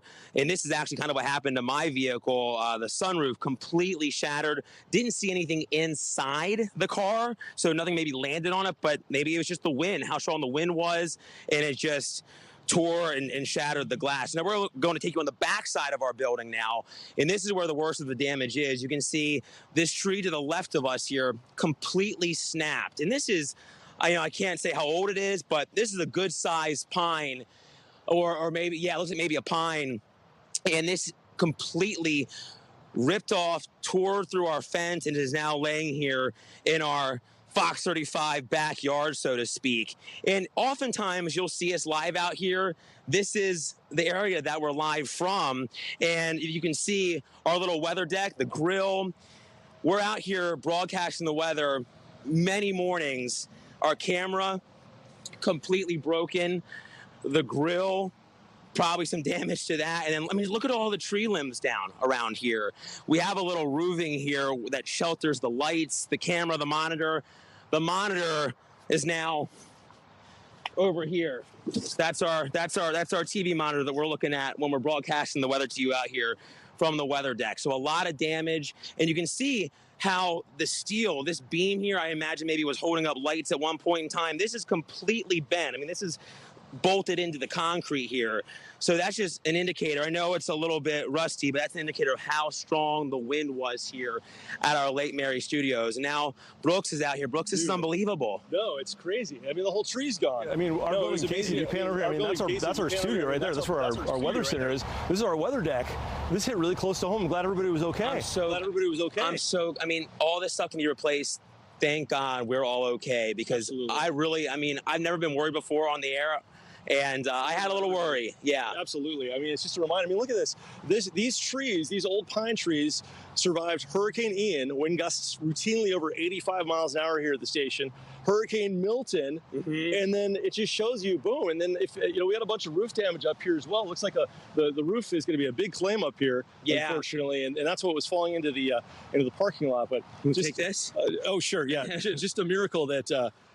Everybody was okay and that we didn't have bigger issues on I-4, because, I mean, this is adjacent to I-4. You can see our engineers up here on the top of the roof, TJ, doing the survey. But I'll get back inside. I just wanted to see it from my own eyes. Yeah. You were right next to physically me, and so I wanted to see if it really was, and it really is. Yeah, we're just glad that thank you, Brooks. We're glad everybody's okay. And sorry about your car, by the way. Thank you so much. Yeah, that was... Everything can be replaced. We can't be. Right. So thankfully, we're okay. And from the weather deck, we're going to send it back over to Ryan and Amy. Yeah, TJ, thanks. Just seeing that pole. Well, and just to give you a perspective of where all that damage was, I would say that's about 60 feet from where Ryan and I are sitting right now. And quite literally maybe 5 or 10 feet from where Brooks was doing the weather when he was telling us to get under the anchor desk. Right. I have never in my life experienced anything like that. I know you haven't either. And you were watching from out by the windows. We have glass windows all around the station. And at first you heard a few things hitting the side, and then you realized it was worse than what you thought it was. And we were checking with Caroline because she found some damage also. And I think there's going to be a lot of damage that we find in different spots. She is in Seminole County as well. Caroline, where are you and what are you seeing? We are about 5 minutes from the station. We're right here at the intersection of Commerce Street and Lake Emma. A scary situation here. I can show you better than I can tell you. Take a look. Right here, this truck completely turned over. Officials are not quite sure what exactly caused it, but we do know this is storm related. You see, we have Lake Mary Fire Rescue, Lake Mary Police. I'm counting about 1, 2, 3, 4, 5, 6, 7, 8 emergency vehicles on the scene. The person who was in that truck, we just spoke with him. We are hearing, thankfully, he is okay. Believe it or not, he says he was just resting here. He was resting here with his dog when that accident happened. Thankfully, he is okay. He's shaken up as anybody would be who's involved in an accident like this. But this just goes to show you how serious these weather conditions are. Again, we did speak with the man who was in that tractor trailer. He is okay. Thank God he is okay. As I mentioned, he had been resting here when this accident happened. Still unclear, what exactly, but officials do believe it was because of some of the strong winds that we are seeing from the weather right now. Again, first responders arriving quickly, assessing the situation and working quickly to secure the area. The wind is so strong. We're seeing lots of debris. Again, we're only about 5 minutes from the station. We're right here on Commerce Street and Lake Emma Road. You see some debris right here. So it just goes to show you again how strong the wind conditions are out here. Again, we understand the person in that truck. We spoke with him. He is okay. He's very shaken up, but thankfully he is okay.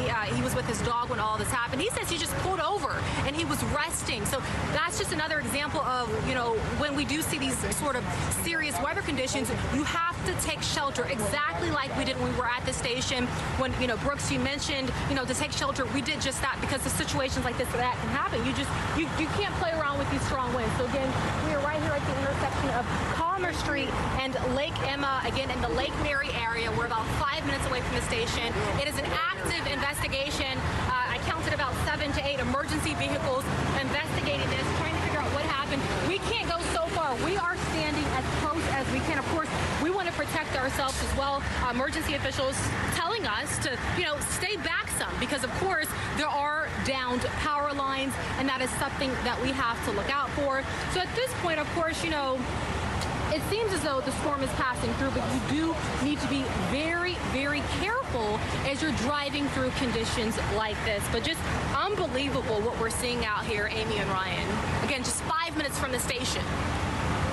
That is incredible, Caroline, and I'm so glad that he's okay. Can you imagine you're just sitting there, trying to wait out the storm? Over that fast. What we saw at the station, I can understand it happened that fast. Let's get to Amanda right now because she is seeing more damage not too far away from there. Hi, Amanda.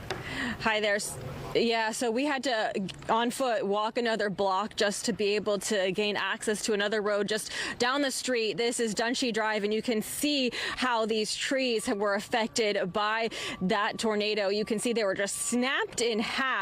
A lot of shingles are missing on roofs. You can see the roof was ripped off of the barn down the driveway here. And then you may notice in the front yard, this is a trampoline. It is a mangled mess, and it does not belong to this family. It came from another house across the street through the woods. So a lot of debris, a lot of chaos here. That one of the families tells me that they hid in their linen closet when the storm came through, and they said it was exactly as they're always told. It's described as something like a train coming through. So they were very frightened, very scared. The lights flickered. All of the commotion happened so quickly, and now everyone's just out looking around and seeing what kind of damage has been caused by this storm that went through so quickly, because now it is just barely even sprinkling. But we have seen so many first responders just down the road here on Markham Woods. They're attending to the folks who have severe damage. We were told one home had an 80% collapse. I did run into a woman who said that her daughter lives down the street, so she hurried over when she heard that there was a commotion with this tornado striking just down the road. So she looked very concerned and wasn't emotionally ready to talk about it just yet until she has seen her daughter face to face. So we're going to try to gain access any way we can that's safe and not in the way of first responders right now, but we'll send it back to you in the studio. Wow, just incredible. Just taking in all of these images. And as we were just hearing Amanda and Brooks talking about earlier, this is kind of how tornadoes work, right? So they kind of bounce up and down, and so the damage is sort of scattered. Yeah, looking at some of the video we've seen, within 10 or 15 seconds, things come unraveled. Some of the damage, I think, is going to be from limbs falling, but other, like I think we saw about there and in other spots with the truck, the wind just pushed things over. Right, that yeah. fast. That truck driver's so lucky to be okay. And we're not hearing about any injuries at this point, so that's good news. As Amanda was saying, that house was 80% collapsed, and she said that the couple who lives there was just lucky they were in the 20% that wasn't. Absolutely. And at last count, we were over 1,000 in terms of people without power. And keep in mind, it's going to be hard for them to get it back on quickly because it's getting better now, but it's not been good elements to work in for sure. Just to recap for those of you who are just joining us, we just rode out a tornado here in our Fox 35 studios, something that we've never experienced before, and Amanda's talking to someone else who rode out the storm. My wife was at church, so I was at home alone, usually on a Monday doing business stuff and things like that, and I heard the tornado warning go off on the phone, but it's Florida, so we're kind of used to this stuff, and I knew the weather was coming through, but I didn't think it would be that bad. And then about 10 minutes later after the warning, I heard the wind pick up, and it seemed kind of strange, and then it just started. The house actually felt like it was rumbling. And then I looked out back the deck where the pool enclosure is, and that was actually shaking. My dog was going nuts. So kind of survival instincts kick in. I was like, it's time for the closet, it's time for the bathroom. So I grabbed my phone, all the power went down, and it was about 2 minutes of, hurricane-ish type winds, and you can hear that noise in the area. So I knew tornado was very close by, but probably one of the most scary things of my life. And I've been through some stuff up in New York where I'm from, but it was a little terrifying. You really feel like survival kick in and something's wrong, like we have to hunker down. So yeah. And this is your trampoline over here in someone else's front yard. Yeah, so that's my daughter's trampoline. It's only about 6 months old, and I was checking out the back and I didn't even notice it, but I walked down here because it's the street behind us, and I look over and I see a trampoline. Then I look back in my yard, I'm like, oh my gosh. So it flew about 75 yards over our fence into this yard, but the neighborhood's kind of a wreck, so I'm just thankful this is all we had, and I just hope everyone's safe because it's pretty messy over there. Let's walk on over because this is really a twisted metal mess here. I mean, that just kind of goes to show you how strong the tornado and the winds were. I mean, how are you even going to untangle this mess? It is literally wrapped around these 3 trees. So I came over here, I started pulling at it a little bit earlier, and it's not wanting to come, so I'm thinking either we have to actually take it apart or get a couple strong people to yank on it, or we might have to come in one of those hacksaws and actually tear it down because, yeah, it reminds me kind of a car wreck. It's all mangled up and it's stuck in there. So those winds were really strong. Yeah, and where did you all hide out, or where did your neighbors hide out?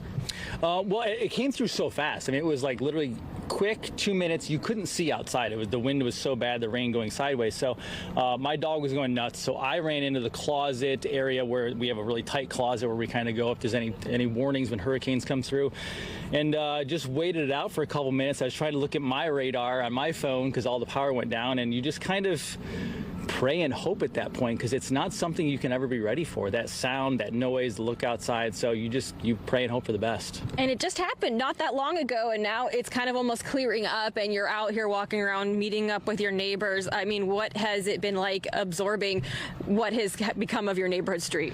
Yeah, I mean, as a doctor myself, the first thing you do is, think help. Like, is there anybody that needs help? So, I mean, I just started walking around. I don't care if I get wet. It is what it is. We're kind of used to that stuff. So go out and go, okay, what do we have to do? Account for our neighborhood. I mean, we're feeling these are the patriotic moments where you're like, okay, put everything aside and go, who needs help?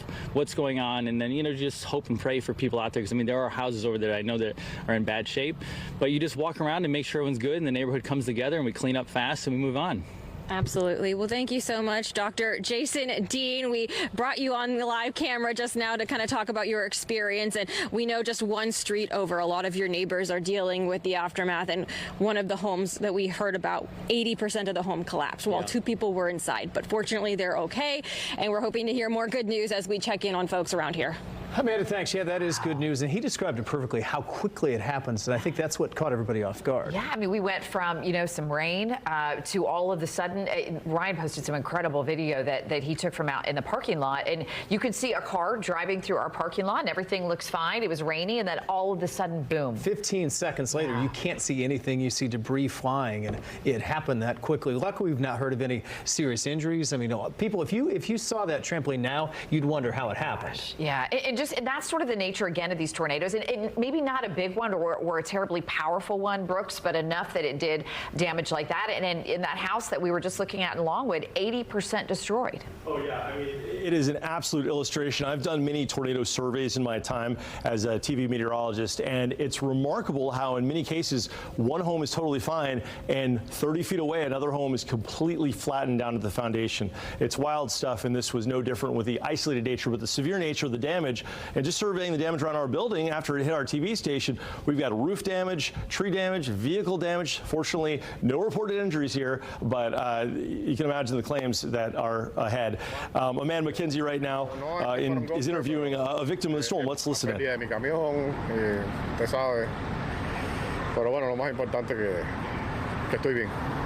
He feels very nervous. He is very upset about the loss of his truck, his trailer. That is his livelihood, but he's happy that him and his dog are doing good. And you had never experienced anything like this before? No, never. I have never experienced this. He's never experienced anything like this before. Were you in the truck when you felt it come up, or were you outside of it at that point? He was inside the truck. He was laying down resting with his dog when it lifted up and then it fell on its side. So he was inside the truck when it happened. Where were you picking up your load from? ¿Dónde iba a recoger el load que iba a recoger? No, todavía no me habían mandado la carga. They hadn't called him yet to pick it up. Did you ever think something like this would happen to you? I mean, I know it's possible to happen living here in Florida, but did you ever think you would be in the midst of a storm like this, affected by it? ¿Pensó que algo así le hubiera pasado algún día? Never. Never. How did the dog react? I imagine... Mi mejor amigo. My best friend. But, ¿cómo reaccionó? Muy excited. Very excited. Yeah.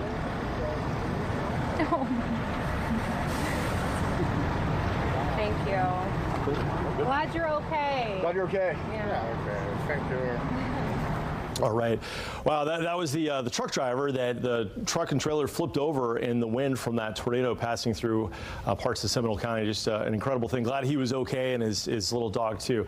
As far as the weather goes right now, it is still raining. It's still very inclement out there. We've still got a lot of storms. It's rain. Thankfully, at this moment, nothing is severe. There are no tornado warnings in effect, but we do have some very heavy rain right now, not only moving through the attractions, but also right over UCF, the campus, University Park in Bithlo. So far, so good as far as these being rotating storms. They're not doing it, but we got to watch these carefully as they move into Brevard County.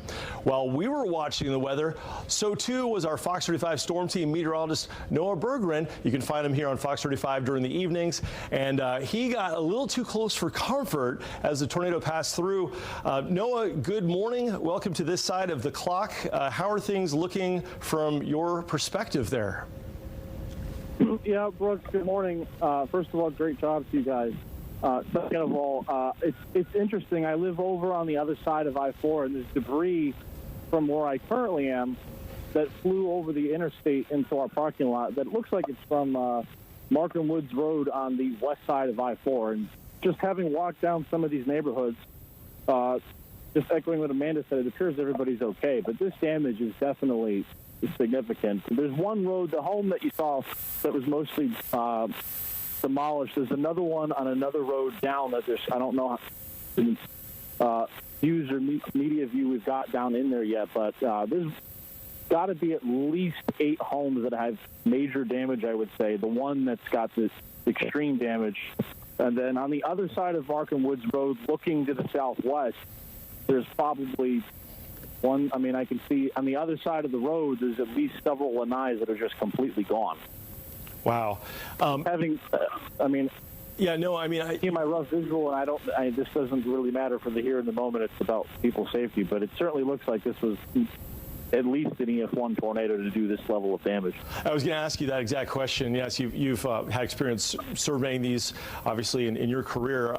You had mentioned one of the homes has extreme damage. Are we looking at like roofs ripped off, or what would you say makes it most extreme?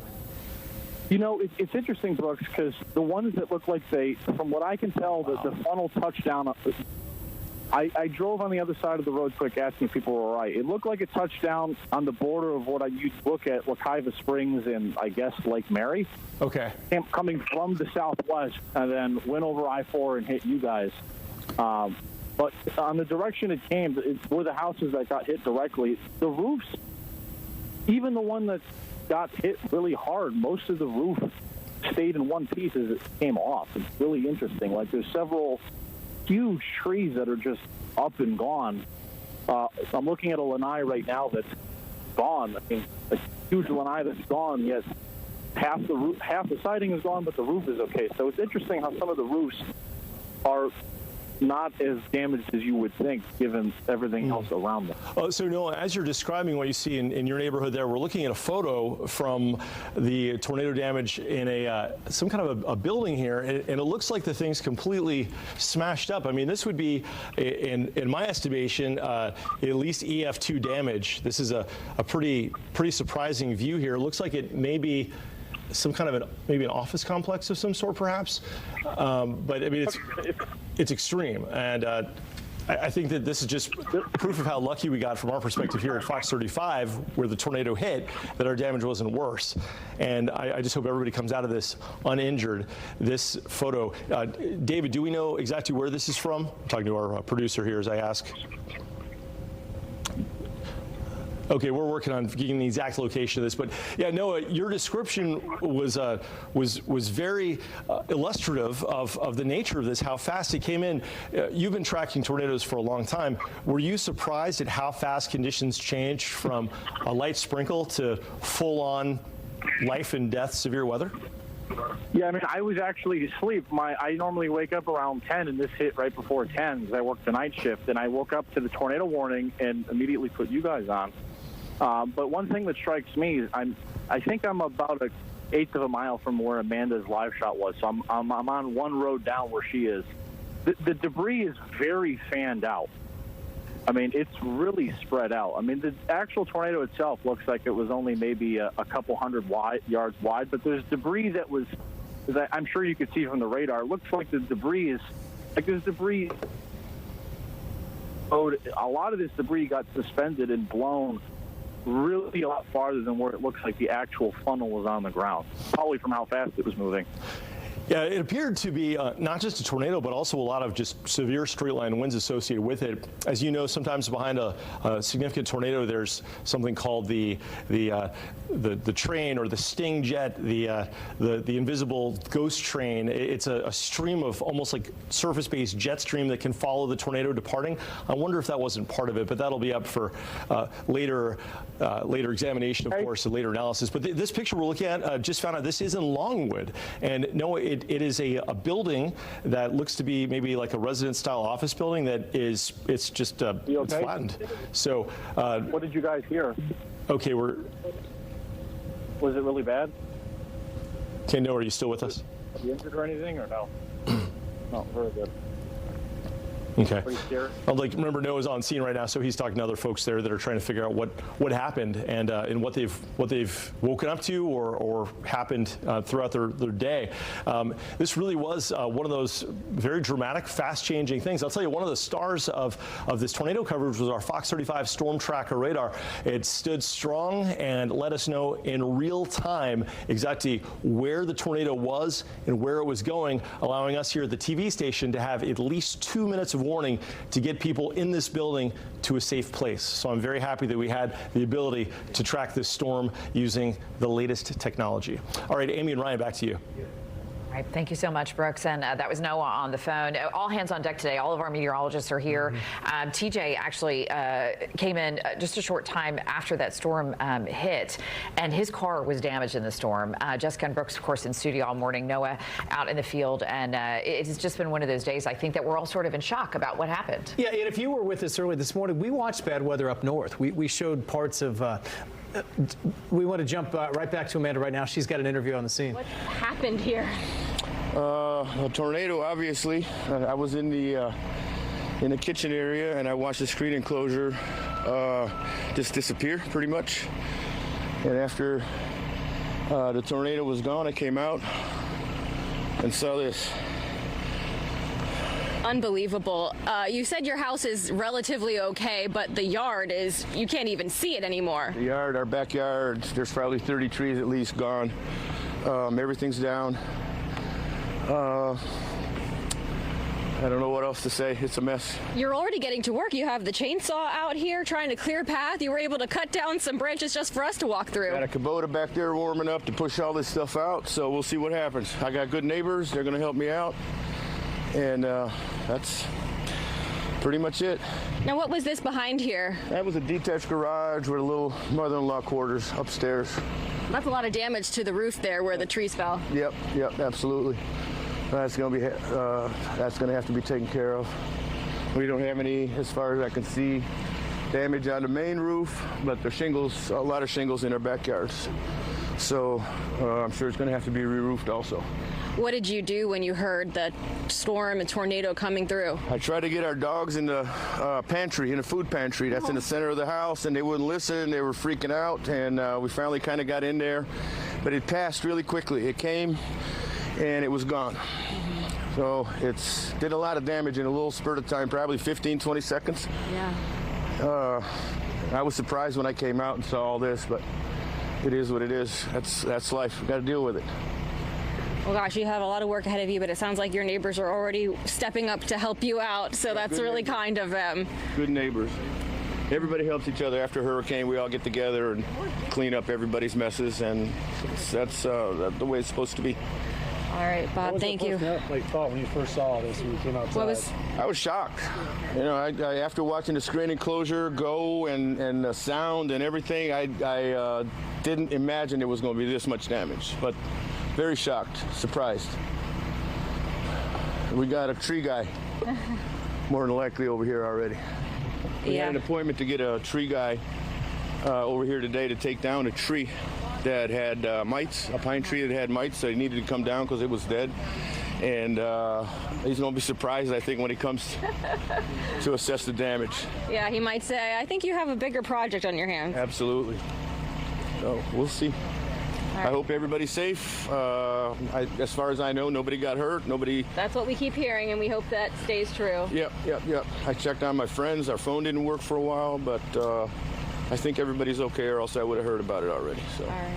Thank you so much, Bob, and good luck to you. You got a lot of work ahead of you with the cleanup. A lot of work. We'll send it back to you in the studio. All right, Amanda, just heartbreaking. You know, people wake up on a Monday morning and, you know, a little bleary-eyed because we just sprang forward, 24 hours ago, and so everybody's kind of tired. And sometimes it even throws you sort of off of your, your game, and so now all of a sudden everybody's looking at their yards and their houses and thinking, what a mess. It's terrible. Right. We are waiting. Seminole County Fire is going to hold a press conference. We're going to take you there live as soon as that happens. You can see they're getting ready to get started. We'll watch that. But one thing that stands out is just one side of the street can be hit, the other side can't, like we've seen a lot with damage, that it's just, you never know which way it's going to go. We've seen that with cars in our parking lot. Yeah, we sure have. And some significant damage to some homes. Again, you're looking at video. This is right along Markham Woods Road, which is a very pretty corridor, a very tree-lined, pretty corridor right through Seminole County. For those of you who live in that area, you know how many trees there are. And you're looking here at damage from one of the homes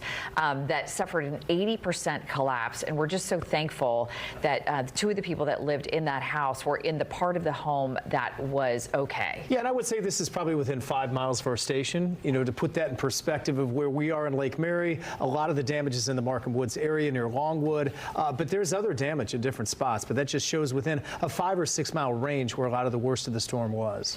Brooks and Noah have been talking about, just how strong perhaps this tornado was. They were able to confirm, as meteorologists said, that it was a tornado. Let's go ahead and listen into Seminole County Fire. Approximately 0940 for a collapsed structure due to a weather-related issue. On arrival, we found one completely collapsed structure, one partially collapsed structure. Fortunately, all the occupants were able to self-extricate from the homes, and there are no injuries at this time. It does appear there is a lot of severe damage running across the area out here on Markham Woods Road. There are down power lines, trees in the roads, and debris everywhere. If you could avoid the area, please do so. Assistant Chief Zellers, can you tell us the name of the neighborhood that you were in this morning? We were on Blue Iris Court,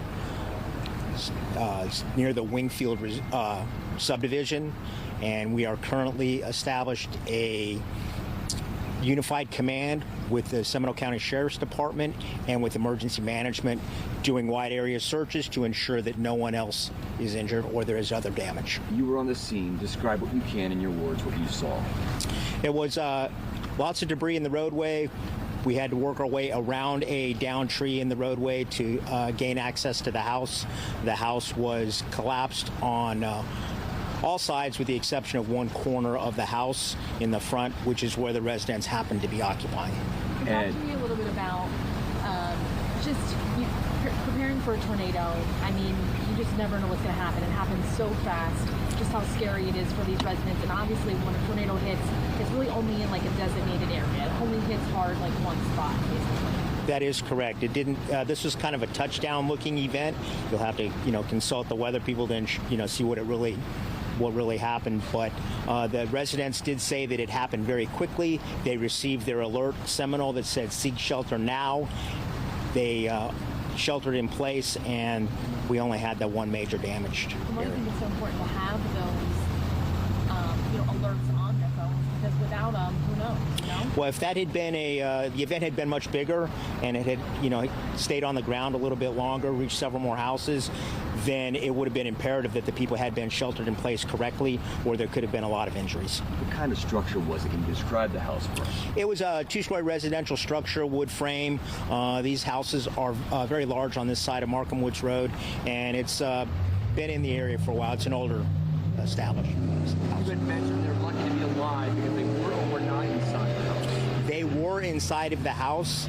The house did collapse around them. They as well had received the alert Seminole and sheltered in place in the Had they been anywhere in the house besides where they were?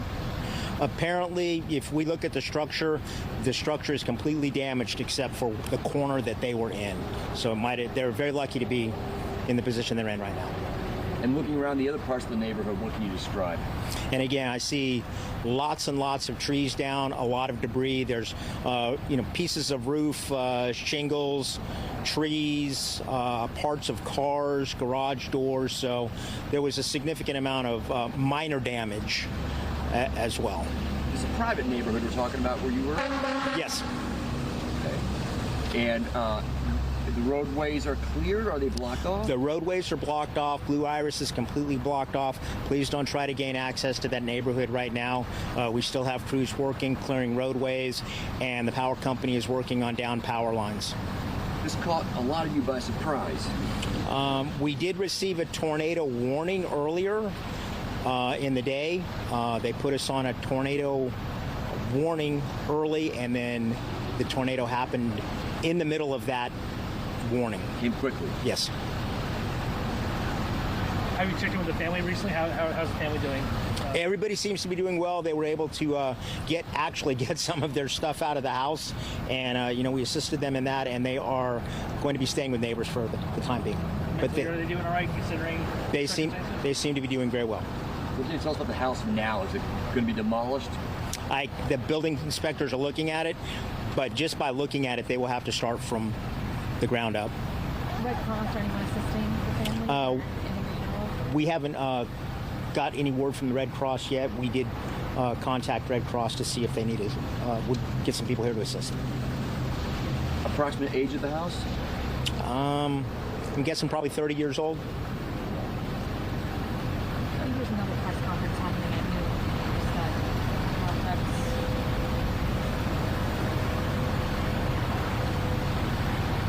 We just got an email from Doreen from Seminole County Fire Department. I guess it's Director of Emergency Management, Assistant Chief of Special Operations, Fire Department, and Sheriff's Office. So we'll probably be back in there. You all prepare for so many situations, countless. What's it like mentally to go from, tornado warning to tornado down to house down? Like, what's that process like? Well, we prepare for this a lot. We have special operations teams that are specially trained in structural collapse in case we would have had to shore up the building and make an entry in and rescue somebody that was trapped. All of our firefighters, all of our employees are very well trained in going from 0 to 100 in seconds. So this is, another day for us.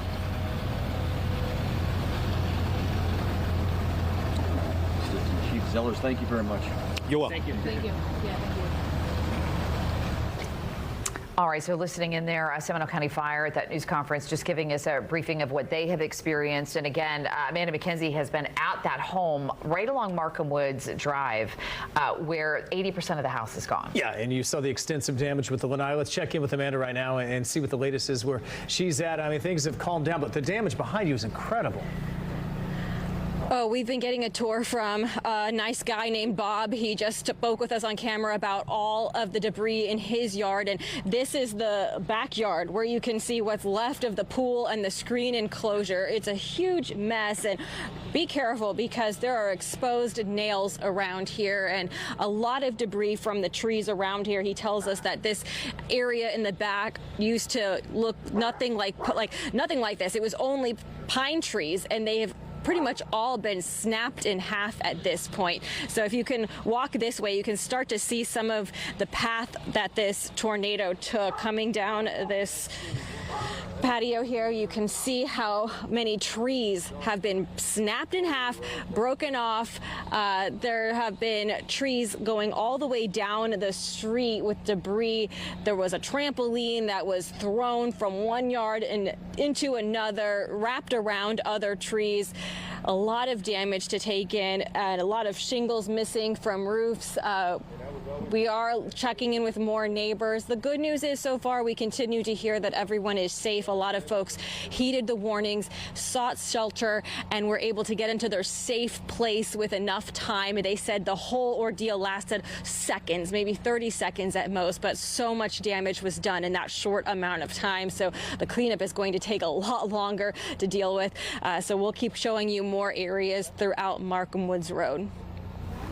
Wow, it's just incredible. Amanda, thanks. And we need to get back to Brooks because he's saying we're not really out of the woods with some of this. Right, so let's get right over to him. He's in the storm center. Brooks? Good morning here. So we've got a brand new warning. This is a severe thunderstorm warning, and this is in effect until 11:45 for Orange County. And now let's stop the loop, show you the latest on this one. This storm is associated with a line that produced the tornado earlier, but this one is not showing signs of rotation. It is showing signs of the potential for damaging straight line winds. Right now it's located over East Lake Tahoe as well as North Lake Tahoe in the Kissimmee area, and it's heading toward the east at a clip of about 30 miles an hour. And in doing so, it could easily produce not just damaging wind gusts in excess of 60 miles an hour, but it could lay down well over an inch of rain in short order. So the rain's extremely heavy with this cell. Let's get a look at any rotation happening. We don't see that with this, but there is a triple threat to talk about. Half-inch hail, the wind gusts over 60 miles per hour, and rainfall rates which are surpassing 2 inches per hour.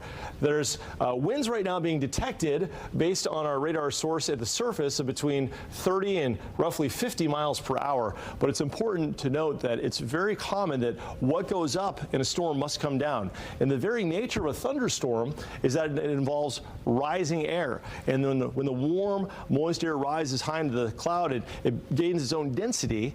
And as the cloud continues to load with updrafts and moisture and rain, it almost becomes like a bowling ball. What goes up must come down, and it comes down with its own density. So you can get these downdrafts, these downbursts that can create wind that once it hits the surface can go one way here and one way there, almost at times mimicking tornado damage, while tornado damage very specifically has kind of a radial pattern to the damage. So that's what we look for to determine if it was straight line winds or tornadoes. This one does not look to be a tornado threat, but it is a severe thunderstorm threat, and this is going to be right over the turnpike from Campbell to Kissimmee over to East Lake Tahoe. No debris to be reported because we're not looking at that kind of a storm. As far as velocity goes, there's no rotation being detected with this, but there is a lot of rain, and this is the back edge of what ultimately will be a cold front that will soon scour across the region, and in doing so bring it into this weather for an afternoon that will feature sunshine breaking out and a gusty wind. Now, it's really important to reiterate here that in areas that were impacted by the tornado and by potential damage from severe thunderstorms, limbs that get pulled down or limbs that are half down, we're going to start catching wind gusts behind this front coming in from the west-northwest, exceeding 30 to 40 miles per hour at times this afternoon. And that could throw some of that debris around. If you're operating, doing any cleanup adjacent to a roof or an office building, you can see this tree here on the right-hand side leaned up against the house. Wind gusts like that can kind of shift things around and might bring it down. So we have to be extremely careful now with the aftermath and the cleanup. And I have to say as well, if you've lost power and you are using a generator, make sure you place that generator at least 30 to 50 feet if you can with an extension cord away from your house, because with the way the winds blow and everything, you don't want to have the fumes coming in. Never run a generator in a garage. A lot of times after hurricanes and significant tornadoes like this one, there can be fatalities that happen after the event, hours after, days after, from folks running generators and from danger with debris. So you're seeing all the debris there on the right-hand side from this live storm survey right now, and we've got a live severe thunderstorm warning in progress right now with the potential of winds gusting in excess of 60 miles per hour. Right now, as these winds whip over Lake Tahoe, they're going to be running into St. Cloud. So if you're watching from St. Cloud, this will be a place to be really careful here for the next half hour or so around Rummel Road, East 10th, and also 13th Street, anywhere along the East Lakeshore Boulevard. And then back through Kissimmee, we're catching wind gusts right now that are exceeding about 30 to 40 miles an hour. So it's nothing we can't handle there, but that's just based on this current radar scan. It's certainly possible that we have some areas catching heavier rain than that and heavier winds than that at any one given time. So putting this map in motion, we're going to see our future motion of this going east-northeast. So essentially, even though the cold front's coming through from the northwest, this is going to be going up toward Christmas, south of Bithlo, and also into Titusville. Also something to watch out for as we look at some of the rotation with these storms. While there's nothing rotating at this point, because we've had a history in this system as a whole, this cold front of rotating thunderstorms, we'll have to watch storms here along the periphery of this boundary, which extends from Polk County all the way into Volusia County. So this region from Titusville down through Kenansville, Melbourne, Cocoa Beach, we'll have to watch this for the potential of more rotating cells for two reasons. One being that high temperatures here will approach 80 degrees plus, because it hasn't rained there yet, and so daytime heating. And so the more heat you get, the more things can boil, right? The more energy there is in the atmosphere. The other factor is that winds are out of the east-southeast out ahead of this front. And in upper levels, winds are out of the west. And so as air rises and it encounters these different wind directions, it can essentially start rotating. And that's why we've had the tornado here in the Lake Mary area, Longwood, as well as maybe some neighborhoods in Sanford here in Seminole County, and that's why we're not totally out of the woods yet. Now, that said, the energy producing the potential for tornadoes associated with this larger cell and this larger system is moving northeast of us, leaving behind kind of a remnant front. But because of some of the micrometeorology, some of the really local effects, there could still be some potential of rotation. So we're going to watch that really carefully. This severe thunderstorm warning in effect until 11:45. The good news is that this one is not rotating. Look at some of the cameras around the region. We've had quite a view here from the west, looking at the inclement skies there. We've had a view from our radar camera in Bithlo. You can see how fast those clouds are moving. Look at the definition here, where the towering cumulus cloud leads to a little break of blue, but you've got these low hanging clouds. Now, those are not funnels. It's called scud clouds, or scattered cumulus under the deck.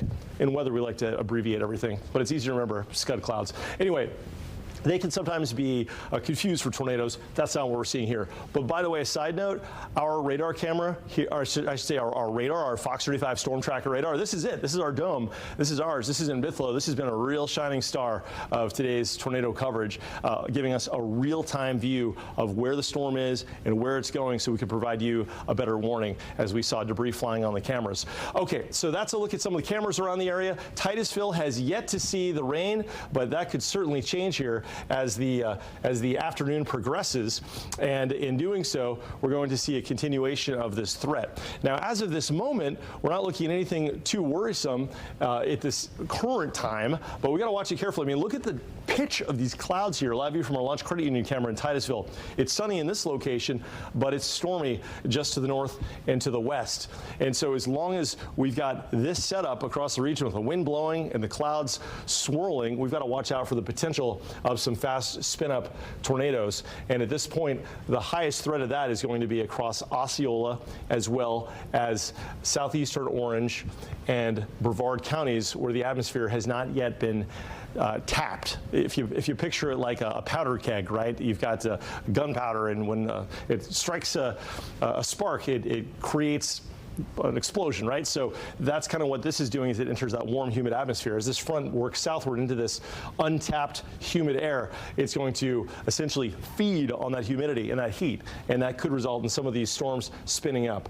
Now, as far as rotation goes with this severe thunderstorm, this warning in effect until about another 15 minutes. And by the way, this does include OIA, so we can maybe pull up a camera there from OIA and get a look at what it looks like there.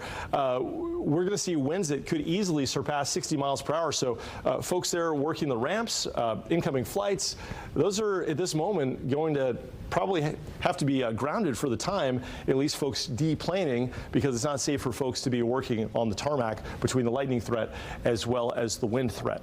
All right, to who? Okay, I'm going to toss now to Noah. Oh, hey, Noah. Hey there. Noah, good morning. So you're in the thick of it right now. It looks like some tornado damage behind you. Yeah, Brooks, I can't tell in proximity to where Amanda McKenzie has been reporting from. I think I'm on the other side of the street that she's on. But I just wanted to give you some visual here of the debris, of which I think the person I just talked to, this home is probably some of the worst damage from this entire tornado. So let me show you where it came from. So this is looking towards Markham Woods Road. So behind these homes here, Markham Woods Road, the tornado came from the southwest and moved to the northeast, and several lanais, let me zoom in for you, several lanais like that, flat. That person has a car damaged.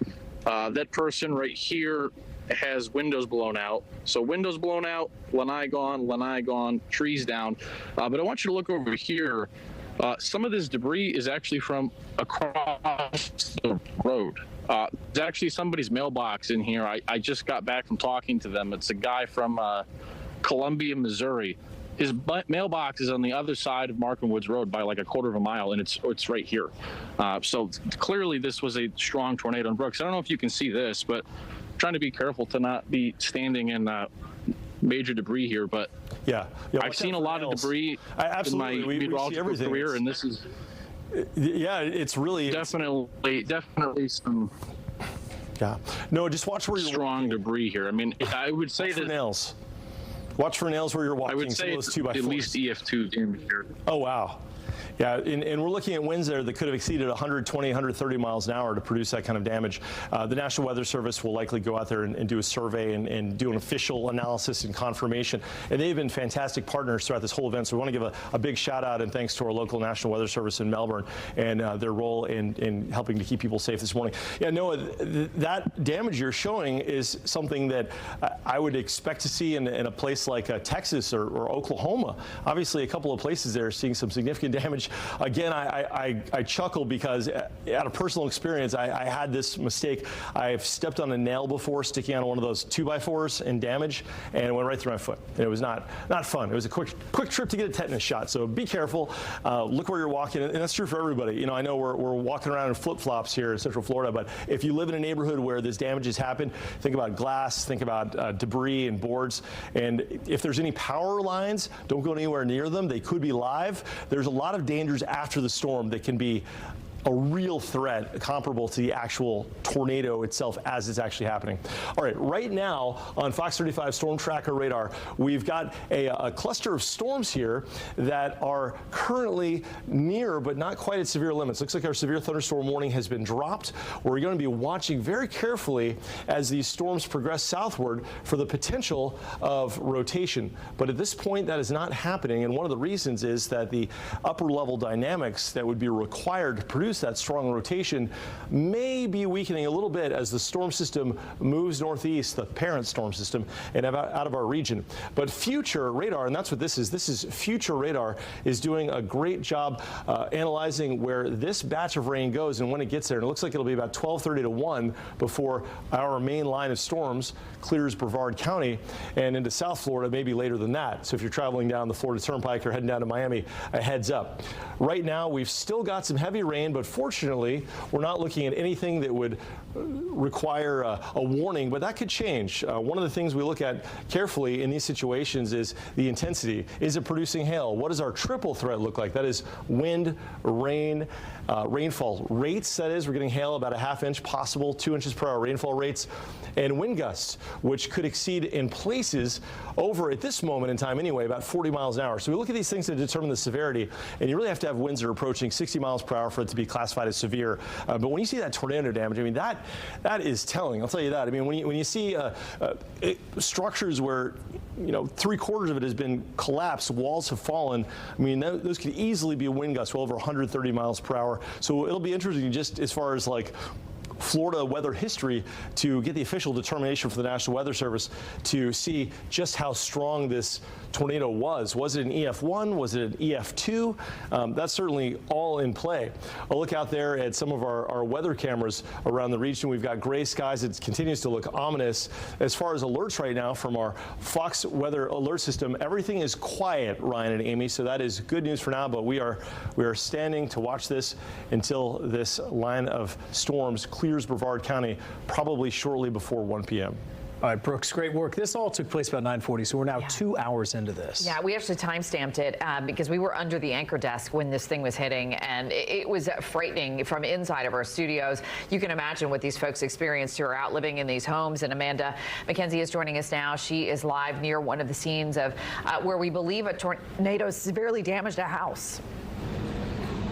That's right. So we made our way back 1 block over back to Misty Morn Place here in Longwood, and it is roped off with the yellow tape here so that the Seminole County Fire Department and other first responders can tend to what is necessary right now. And you can see they're putting together a drone so that they can better survey the damage that was done around here. We were on the other side of the street looking at these homes from the backyard perspective, and we noticed a lot of these homes are missing their backyards. They're missing their lanais, their screen enclosures. So they have a lot of damage done from this tornado. There were pine trees snapped in half. We saw trees falling onto different structures like a barn or a garage port. We spoke to several neighbors who described what it was like to ride out the storm. They say it all happened so fast, really just a matter of 30 seconds in order to have all of this damage done. And they said it did sound like a train coming through. They said it's something that they were told their entire lives, and sure enough, that held true. One man even told me about how he tried to stuff his dogs into the pantry when he heard the storm coming through, and the dogs were barking, freaking out, not wanting to go in there. But you know, there's something special about dogs. They have a sixth sense about this kind of weather phenomenon. So I think they figured out where they needed to be and where they would feel safest. But the good news is so far we continue to hear that no one was injured despite the severe damage done to the homes down this street. And it's going to be a while until we really know the extent of all the damage. A lot of roofs are going to potentially need replacing, repairing, and a lot of debris that has to be removed as power lines are also compromised during this power outage in this area. We'll send it back to you in the studio. All right, great look there. It's something they have to send the drone up because that's going to give them the best vantage point of how much damage was done. Yeah, you can imagine. Even if you just have a little bit of damage to your roof, if any water gets into your home, that is a major problem. Yeah. So just imagine some of these homeowners that may have left at 8 o'clock this morning, and they're going to come back if they don't know already that they've had that damage. Yeah. Let's check in now on the timeline of what this looked like. This is our time-lapse video from our studios here at Fox 35. And as you heard Ryan mention, about 9:40, exactly 2 hours ago, is when we were in the thick of this storm here at our studios in Lake Mary. And you could just see this weather as it is brushing through. And Ryan has another perspective from the ground from in his vehicle where you see a car pull into the parking lot. And then within seconds of that car pulling in, you can see that storm. It almost becomes whiteout conditions. It goes from a rainy where it's just starting to rain a little bit to where you can't even see 10 seconds later. And I'm guessing whoever pulled their car and just sat there and waited this out, because that's how quickly you can see the flag going and how quickly things unraveled. About 15 seconds is what it took. Yeah, we actually got under the anchor desk. A lot of folks who were out in the other parts of the building came into the studio because this is the safest part of our building here, the interior part of the building, just to take shelter and cover because we could hear the trees, limbs coming down and landing on the roof. Yeah, we were in the newsroom right now. We have a temporary newsroom, which is right along I-4 with windows. And at first, you heard things hitting the windows, and it obviously got your attention. Then within about 10 seconds, you realized this was much worse, and it felt like a tornado at that point. Yeah, and this is, we've rode out a lot of hurricanes together over our time working here at Fox 35. This is the first time we've ever experienced a tornado in this building. It is. The person that lost their lanai today, the home that was damaged, they've probably been through how many hurricanes, and who knows if they've had any damage. But in this case, it's just so random, and it targets that house and in different areas of Markham Woods. It also shows the huge difference in how a tornado affects, homes versus how a hurricane impacts homes, right? It takes a very powerful hurricane to cause a lot of damage to a house, but it doesn't take much of a tornado. And this one, they believe maybe an EF0 and EF1, which on the Fujita scale seems not so big, right? But it can cause great damage. And I think anyone that's grown up in the north, they've dealt with tornadoes versus hurricanes, and to some degree, tornadoes are scary because you don't have the warning. Not that hurricanes we've been through the worst of those, but you at least have some warning right now. I mean, just look at some of the damage, the trees that are down, and this is in the same area, the Longwood area, which again is probably about within 5 or 6 miles of our station is where a lot of this damage is. We are hearing from Alan Harris at the Seminole County Emergency Operations Center that there are power lines down this morning, and he estimated about 2,000 people who are without power right now. And he also said that if you come to an intersection, if you have to drive, get out of the house today, make sure that if you get to an intersection where the stoplights are not working, you treat that as a four-way stop. Sometimes we forget, right, until we get into that situation. But Alan Harris, even in talking to you and I, Ryan, rushed off the phone because he had to get to another emergency. Right, and you think about all the responding crews. This is already one of their more difficult weekends because it's a shorter weekend. We've talked all morning how it's just a tough weekend to get going on a Monday morning. And while this certainly wasn't impossible, we have a lot of situations where it is possible to see a tornado. In this case, everything aligned, and we got the worst of it. Right. A lot of the damage that we are seeing, these homes where Amanda McKenzie was and Noah Berggren is right along Markham Woods Road. And look at the tile roof. Yeah, some tile damage there to this roof and a home. And again, a lot of this happening in that Markham Woods corridor, which is, if you are familiar with Seminole County, you know there's the east and the west sides of I-4. So this would be all happening on the west side of I-4, right along Markham Woods Road in the Longwood area. And a lot of these neighborhoods are seeing some significant damage. We're hearing, Alan Harris told us he said at least 8 homes that have been impacted, and we know one of them almost completely collapsed. And if you know anything about the tile roofs here, I mean, those each tile probably weighs 20 to 30 pounds. They're built for this kind of weather, and it just shows that we're no match at all, at least part of that roof. There's some debris that was stuck in that tree. We don't know. They show the brick wall there. That looks like at least part of it was blown down as well. Might have been damaged before. We don't know, but it shows. I mean, just look at that. If that was from this storm, that's a brick fencing that is down as well. Yeah, I could see the tree limb down in the middle of that shot right there. And we were hearing from another neighbor earlier that Amanda spoke to who had a trampoline. It was a doctor who she was speaking to, had a trampoline that was quite literally wrapped around 2 trees. And again, we talk about the difference between tornado damage versus hurricane damage. And with a tornado, it's doing that tight spin. And so when a tornado is doing that tight spin, that means it's throwing that debris around in a very tight diameter or tight area. And so that is why you see sort of sometimes these bizarre images where you'll see, like, you know, a tree limb that goes right through a brick wall. We do have the drone up, so we're going to be getting you some better pictures of vantage points of that. The other thing that we see with tornado damage, Ryan, is that's more common, is that the tornado tends to hop and it doesn't always stay on the ground. And so what you'll see is one house will be damaged and then the next house is fine. There looks to be a lanai right there, and when we pull out, it's a good example of that, because look at this wooden fence that for the most part survived, and that would be no match, yet those tiles that weigh 20 to 30 pounds, they were blown off some 300 yards away from where that fence is, which is largely still standing there. So our entire team of meteorologists is working this morning and bringing you the best coverage. We've got both Jessica and Brooks here in-house. TJ, actually, sadly, he was outside and his car got damaged by this storm. So he lost his sunroof. He said he went out to check on it. He said there's quite a bit of water inside his vehicle. So there will probably be a lot of people who are. And what's interesting, he said there's nothing inside the car. Like you would think a limb fell on it. He hasn't found any evidence that anything fell on it. You know, he'll probably find out later, but it just might have been the wind blowing that through. We don't know which way it was hit. We saw some of the debris. I saw one from behind my car just within 15 seconds. Debris is blowing all throughout our parking lot. Yeah, and it just started yesterday. Brooks and Laurel Blanchard talking about how they wanted to make today Weather Impact Day because they could see this line of storms was coming through. And Brooks said that he knew that there was a possibility of tornadoes with this storm. And of course, he was all over it. And we all rode this thing out together here in our studio. It's a good example why some Weather Impact Days don't play out. And they have everything where the prescription's there that it could happen, and it doesn't. In this case, it did. All right, Jessica Dobson is standing by. And Jess, you know, you came from Kentucky where you guys have ridden out a lot of very, very serious tornadoes. I know that some were quite deadly and caused major damage. This was a minor one compared to that, but to have it hit so close to home. Yeah, I've chased a lot of storms. I went storm chasing twice in college, saw, so many tornadoes, but never actually been inside of one. So that was, remarkable in itself and very scary. But I do want to talk about what the National Weather Service says in terms of updates on surveying the damage. So this is the latest from the National Weather Service in Melbourne, which is the office that covers our area.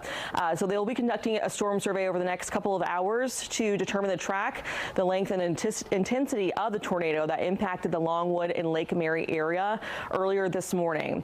So when this information has been confirmed, they will release their preliminary finding on our National Weather Service chat, and they'll also coordinate with the Seminole County Emergency Management and provide an opportunity for interviews interviews then as well. So we'll work to get more from them. They're in Melbourne, so it's going to take them a little while to get up here. They might already be on their way. So that's going to be one of the bigger takeaways, I feel like, when it comes to this. But Brooks, I want to send it over to you now. Okay, thank you very much for that information, Jessica. And as we were standing here in the studio, just circumstantially, I mean, it was admittedly unsettling to hear debris hitting the roof and the walls and not knowing how bad it will be. Will the walls stand? Will the roof remain intact? We're in a building with a lot of infrastructure, as you can imagine, being a TV station. Fortunately, everything inside was okay. There's some damage outside, and everybody seems to be okay. But it was a reminder of how small we are in the context of things, and also a vivid reminder of how, in one way, tracking the weather like this is kind of just an intellectual exercise in where it is, where it's going, and what it could do. But what it does it to you, that changes everything. Suddenly it becomes personal, and suddenly it evokes a real visceral response, adrenaline, and the whole gamut. And it's a reminder of the potential out there. And thankfully, in the context of tornadoes and in the context of Central Florida tornado history, this was a pretty weak one so far. We've had, unfortunately, a tragic and storied history of tornadoes dating back to the groundhog tornado outbreak back in the 2000s.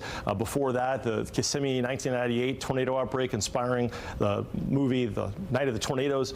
There have been a lot of tornadoes here, but this one happening during the day with a system like this, not the most obvious weather setup. It was just a reminder that even in days where things are kind of marginal or borderline, you can still get some pretty significant weather. So hopefully everybody got out of this one okay. We'll find out soon. The latest is that we've got some rain on radar. This is not severe, but it is producing some heavy rain and thunderstorms from northern Osceola County near Kissimmee and St. Cloud, also into Bithlo and into the Christmas area. And so with that said, we'll take a look at our radar cam at the ominous skies. Look at the pitch of those clouds. And Amanda McKenzie right now interviewing somebody impacted by this weather. Hey, Amanda, where are you, and what did the witness experience? Well, we've walked just a little bit farther down Markham Woods Road here, and I have Jack Fitch here. I'm sorry, was that Jack? Yes. Your home has so much debris in the front yard. You're missing shingles. What was it like going through this tornado experience? I was sitting eating breakfast and heard what sounded like a jet, but they always say a train, but whatever.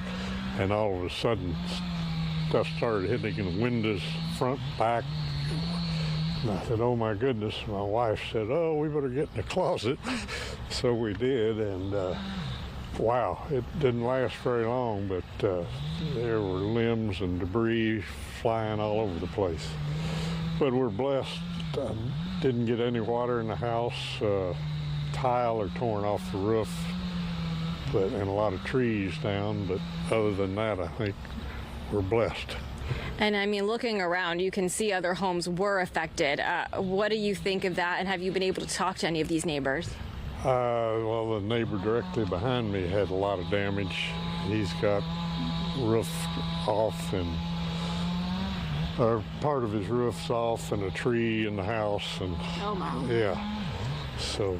And you can see that this oak tree is uprooted behind you in the backyard. I mean, I can't imagine how old that must have been and how heavy for that tornado to take it out. All right. Yeah, I'm just glad these two big ones in the front yard are still standing. I expected them to be gone, but they stood the test of time, I guess.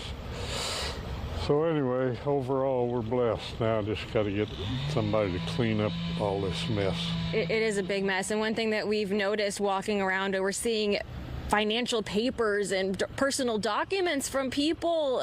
We only imagine that this must have been from someone's attic or in storage that got blown all over the place. Yeah, somebody handed me a stack of checks and things from, I don't know who they belong to, but yeah, they said there's some houses here that are someplace that are totally flattened. Mm-hmm. So, I don't know where that would have. Have you ever felt like you've been through anything like this with other hurricanes before? Well, I'm from the Midwest, but I've been in Florida since '70. But yeah, I went through a tornado in Missouri one time at the State Fair, actually, in Sedalia, Missouri. But that was many, many moons ago. Well, you are very lucky then to have survived 2 tornadoes coming through. Yes, I'm blessed. Well, thank you so much for talking with us and sharing your experience. I'm glad everyone is okay. And I saw Noah this morning. Oh, good. Team effort out here. Yes, yeah, he lives. In fact, he said he had a tile from my roof in his yard up the road. Well, if we see any, we'll bring them back. Maybe they can be reused. I doubt it. All right, we'll send it back to you in the studio. All right, Amanda, thank you very much. You know, the two guarantees after a severe thunderstorm and a tornado producing damage is insurance agents and the hum of chainsaws. And the chainsaws are at it already within an hour and a half of the storm hitting. Amazing to see. Well, right now, we are free of severe weather, but we're not free of this system as a whole. This line of storms is the back edge, effectively, of our weather impact day. As this front moves through, it's going to clear everything out, so Orlando is in the clear for now, but we still have to get through Brevard County and Osceola County before we can safely say the severe weather threat is completely over. We did have a severe thunderstorm warning from this cell when it was near Osceola County, when it was in St. Cloud and Kissimmee. That expired at 10:45, so about an hour ago. And right now, we've got heavy rain and some gusty winds, but nothing quite at the level of what would be considered a severe thunderstorm. So looking at our velocities, there's no rotation to be found, but we do have routine wind gusts between 30 and 35 miles per hour associated with this line of storms. And farther east, it's much the same, where we've got some wind gusts that are blowing between 30 and 35 miles per hour associated with the storms. The storms, by the way, are pretty heavy here at Port St. John and at Titusville. So we are watching our cameras very carefully to make sure that the port is doing okay. Here's a live view. The storms have not yet hit this location. They're back here behind the cruise ships, and they'll be within the vicinity of this camera inside of the next 15 minutes, and we'll let you know if anything else happens as far as severe weather goes. Right now, it is quiet in Cocoa, but that's about to change, and right now it's quiet in Kenansville, but that too will change. What won't change is the fact that Fox 35 Storm Team meteorologist Noah Berggren is going to be on top of the weather, and Noah, in this case, you're quite literally on top of some debris associated with the weather from this morning. Yeah, you know, Brooks, I didn't have to walk very far from where I live. I happen to live. There was, I don't know if anybody's listening to this who lives around Tremere and Lake Mary Boulevard, but my apartment complex had some debris in it when I woke up this morning, and I was kind of confused where it came from, but now I clearly know where it came from as the tornado crossed day 4. But I'm on, let me look at the road, Blue Iris Place. And I just talked to the homeowner who lost their home, and I can tell you, unfortunately, their home is a total loss. The roof is gone. All of the walls caved in. There's only a half of one wall left. It's kind of disheartening because hearing them talk, they don't want to be on TV right now, but they're okay. I mean, obviously they're shaken, but it's just the visual of this one little street is like a war zone. I don't know if how much you've got on. I can barely get a signal out because I walked here from down the street, but this is clearly a briefly significant tornado where this street is.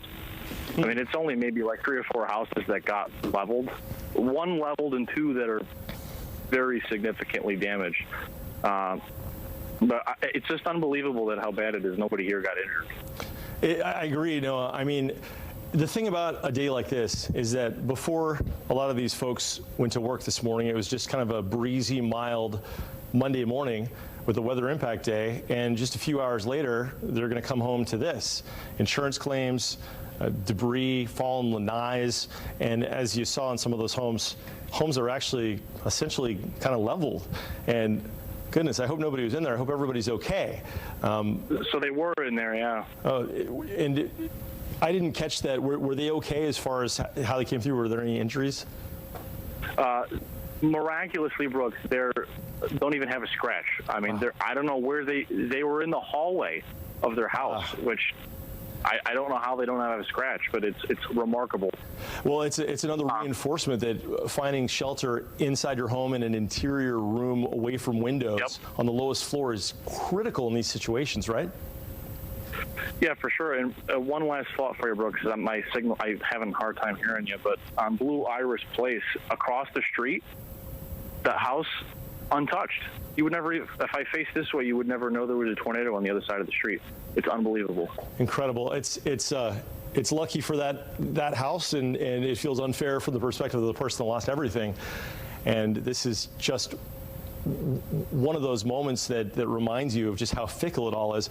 We're looking at a picture you took here, Noah, of it looks like some downed live oak trees being silhouetted by what looks like maybe a two-story yellow wood slat home that looks like at least the second floor has part of the roof ripped off, or maybe part of the level ripped off.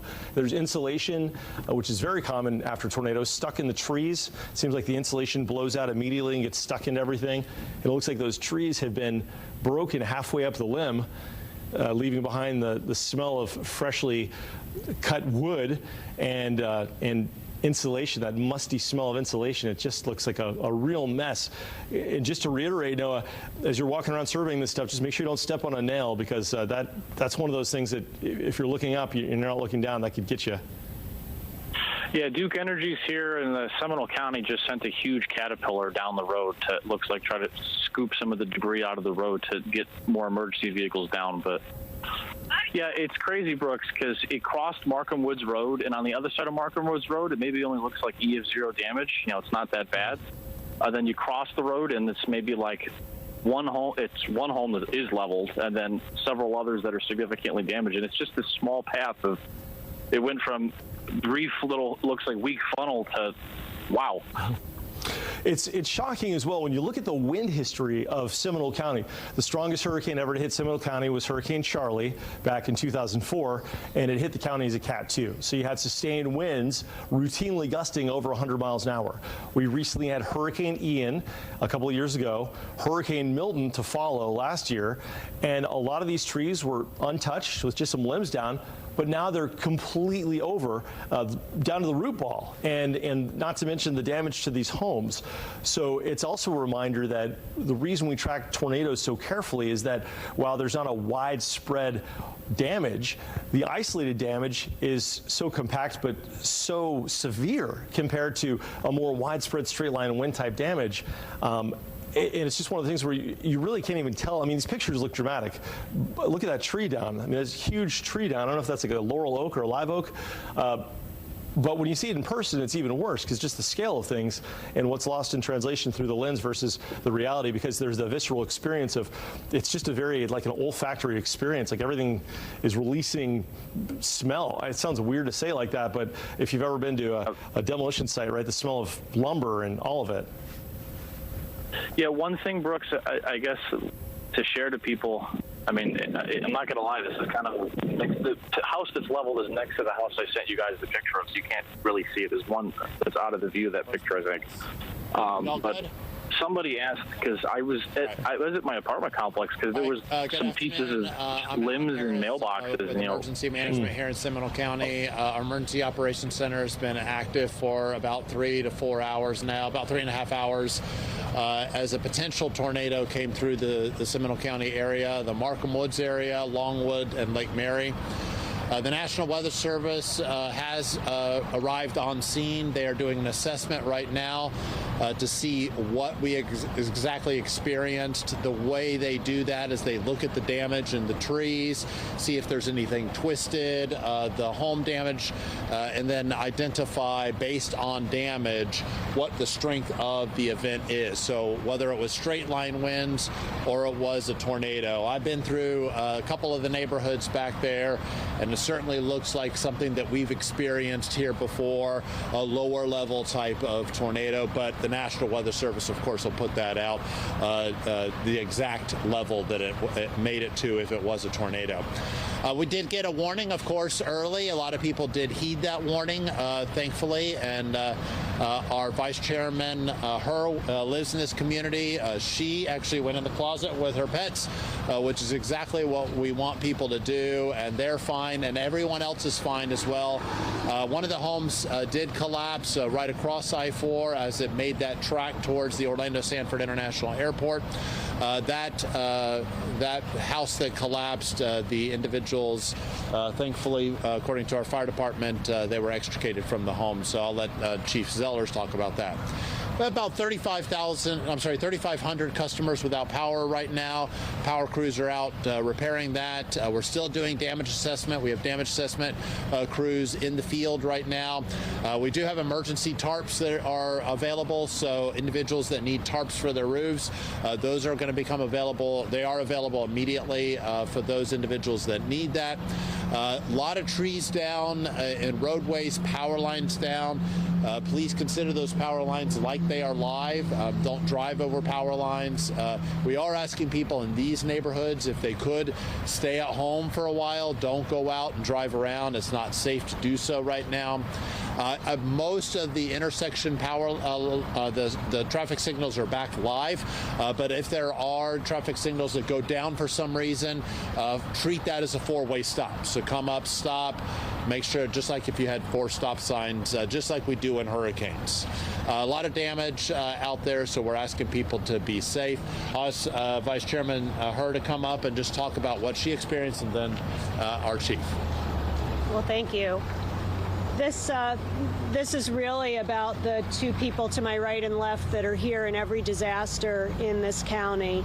I would say from all of the elected officials locally, our hearts and prayers go out to the people that are impacted. We've already had neighbors reaching out and offering places for folks to live, anything that they need. This is a wonderful, wonderful community when it comes to emergencies. I would tell you that I am fully appreciative of the fact that as I came down Markham Woods Road after coming out of my closet, Duke Energy is all up and down the road, as are some of the other utilities. Our first responders in these times are just priceless, absolutely priceless. I will turn it over to the chief now to talk to you about what they've seen live. He will be taking me for a tour of the impacted area afterwards. And just know that all of the folks here at Seminole County government are here to support anyone in our community that needs our help. Thank you, Alan. Todd Zellers, Seminole County Fire Department Assistant Chief. We did arrive on scene early and found one structure completely collapsed with 2 victims from the inside that had safely extricated themselves. So there were no injuries in that collapse. Like Alan was saying, there's plenty of debris in the roadways, plenty of damaged roofs, lots of downed trees and power lines. The area is not very safe right now, so please steer clear of the area if you could. We initially set up a Joint Command and an Area Command with the Seminole County Sheriffs, as well as Department of Emergency Management. We did wide area searches to ensure that there were no other victims or damaged houses. I'd like to turn it over to Sheriff Loon. Yeah. Well, again, I want to thank members of the media who meteorologists back at the stations, people on the radio, were keeping our citizens informed as this fast-moving storm headed across Seminole County and paved out a path where people could find safe havens and safety. And it's nothing short of a miracle for these 2 individuals in this particular home that is 80 to 90% destroyed. That they were able to make it out there safely. So again, thank you to our media partners to keep everyone informed about what was happening. When situations like this happen, we have great confidence in Alan Harris and his team with emergency management, our partnership with the fire department and our Board of County Commissioners. The message is always the same after this thing. We want to discourage people from sightseeing. We're going to have a marked patrol deputy at the entryway to these subdivisions that are most directly affected. That will be for at least the next several days. So there'll be a deputy at the intersection of any damage-prone area that has been affected throughout Seminole County. There's about 500 residents or so that are still without power. We will evaluate that with our partners with Duke Energy, Florida Power and Light, and if power is still out at the time it becomes dark here in Seminole County, we're going to have additional marked patrol deputies and anti-crime units patrolling those areas. Again, when power's out, that brings with us some challenges. We'll make sure that we have adequate resources at the sheriff's office to make sure that any citizen is prepared for that. We don't know of any intersections that are without power. Again, as a reminder, should you ever come up to an intersection without power, you treat that as a 4-way stop.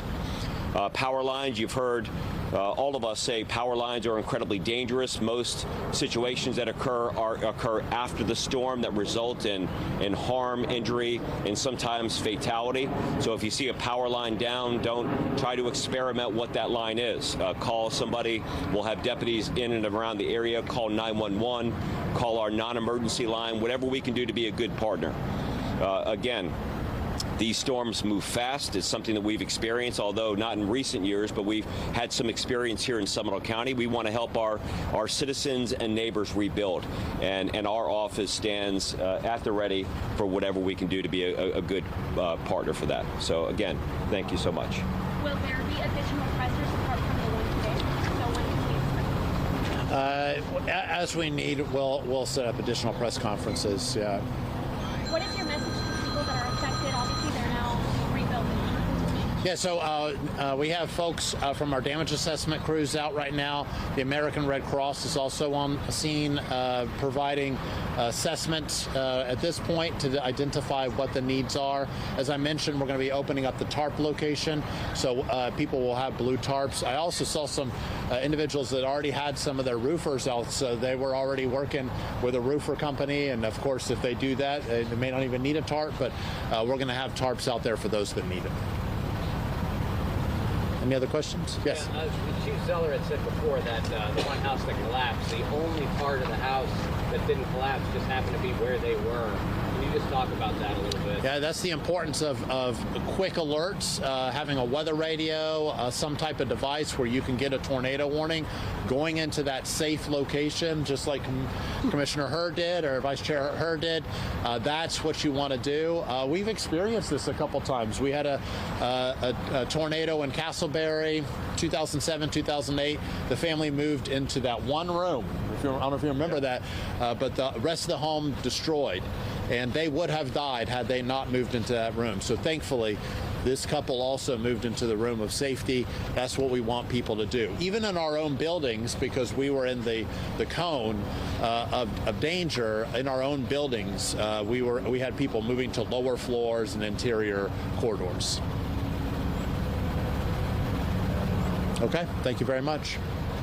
We'll provide additional information as it comes in. Our National Weather Center. And so we just heard from Alan Harris, who we had on earlier, and of course Seminole County Sheriff Dennis Lima. And two things really stand out. One, that there have been no fatalities through all this and serious injuries, and then how quickly they responded here in Seminole County. Yeah, so thankful for the forewarning they got. And you heard Sheriff Lima there specifically talk about the meteorologists like our own Brooks Garner and Jessica Dobson, who were on the air this morning when this storm was moving through and knew how serious it was getting, and was telling people where to go and how to find safety. And I mean, really, we're just by the luck of God and, you know, a blessing that nobody was hurt. If you look at our Facebook page, and I've read a lot of the comments, probably 50% of the people say we were watching this morning as it developed. And the first thing that jumps through their mind is what is happening. And Brooks was able to tell them, we were able to look at that, and no one expected the images we're seeing here. Right. You heard Alan Harris mention the last time Seminole County saw significant damage from a tornado was 2007, 2008 in Castleberry.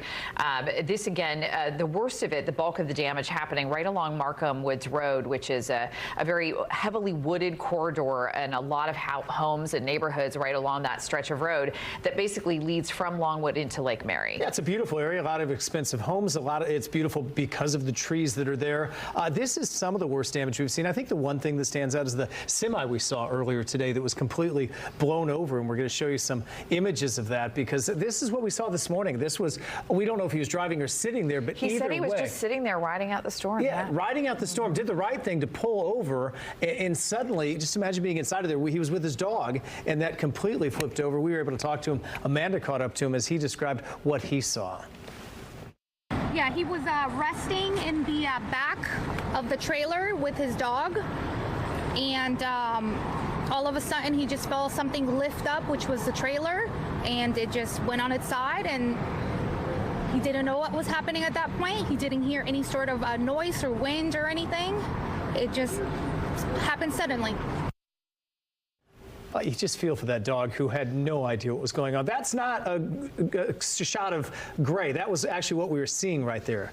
This is how quickly it all, again, 9:40 is what we talked about, that things just really came undone. This is the Lake Mary Tower camera, and this is the time lapse we're seeing. And some of the traffic out there on I-4 just kept moving. They slowed down to a halt once this started unraveling. Yeah, this is right about the point that Brooks told us in the studio to hit the deck, quite literally. He said, he told us, anchors, get under the desk right now. It's the first time we've ever done that. We got under the desk here in the studios. We could hear the debris hitting the roof on our Fox 35 studios. This is our camera looking down on I-4. And can you imagine if you're driving right in the middle of this? You know, and I think the smartest thing you can do is to pull over, but even sometimes that's scary because you hope the semi-truck driver did, and that's what happened to him. Right, you hope the people behind you notice what you're doing, you know, and that they don't run into you. Where I was in the newsroom, and a lot of us, being journalists, you start moving toward it, and you realize really quickly that things, this was not a normal storm. Let's check in with Brooks right now, because Brooks, we see those images. Anything surprise you with the damage we've seen? Absolutely. I mean, listen, tracking tornadoes from the point of view of a weather center is largely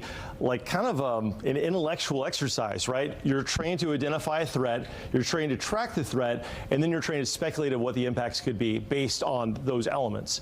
But it's another thing entirely to see the damage, especially when the tornado hits where you are at your station. Now, whenever there's a tornado, there's always the potential for winds over 130 miles an hour. And when those winds spin, it can amplify the damage. But to see those homes leveled in some neighborhoods and the widespread damage, and as Amy said, an absolute blessing. And so far, hopefully this holds. Nobody was injured. Everybody was in their safe place away from windows at the lowest level of their homes. And as of now, the severe weather threat is apparently passing. So we don't have anything in effect at this moment. We earlier had a severe thunderstorm warning in effect.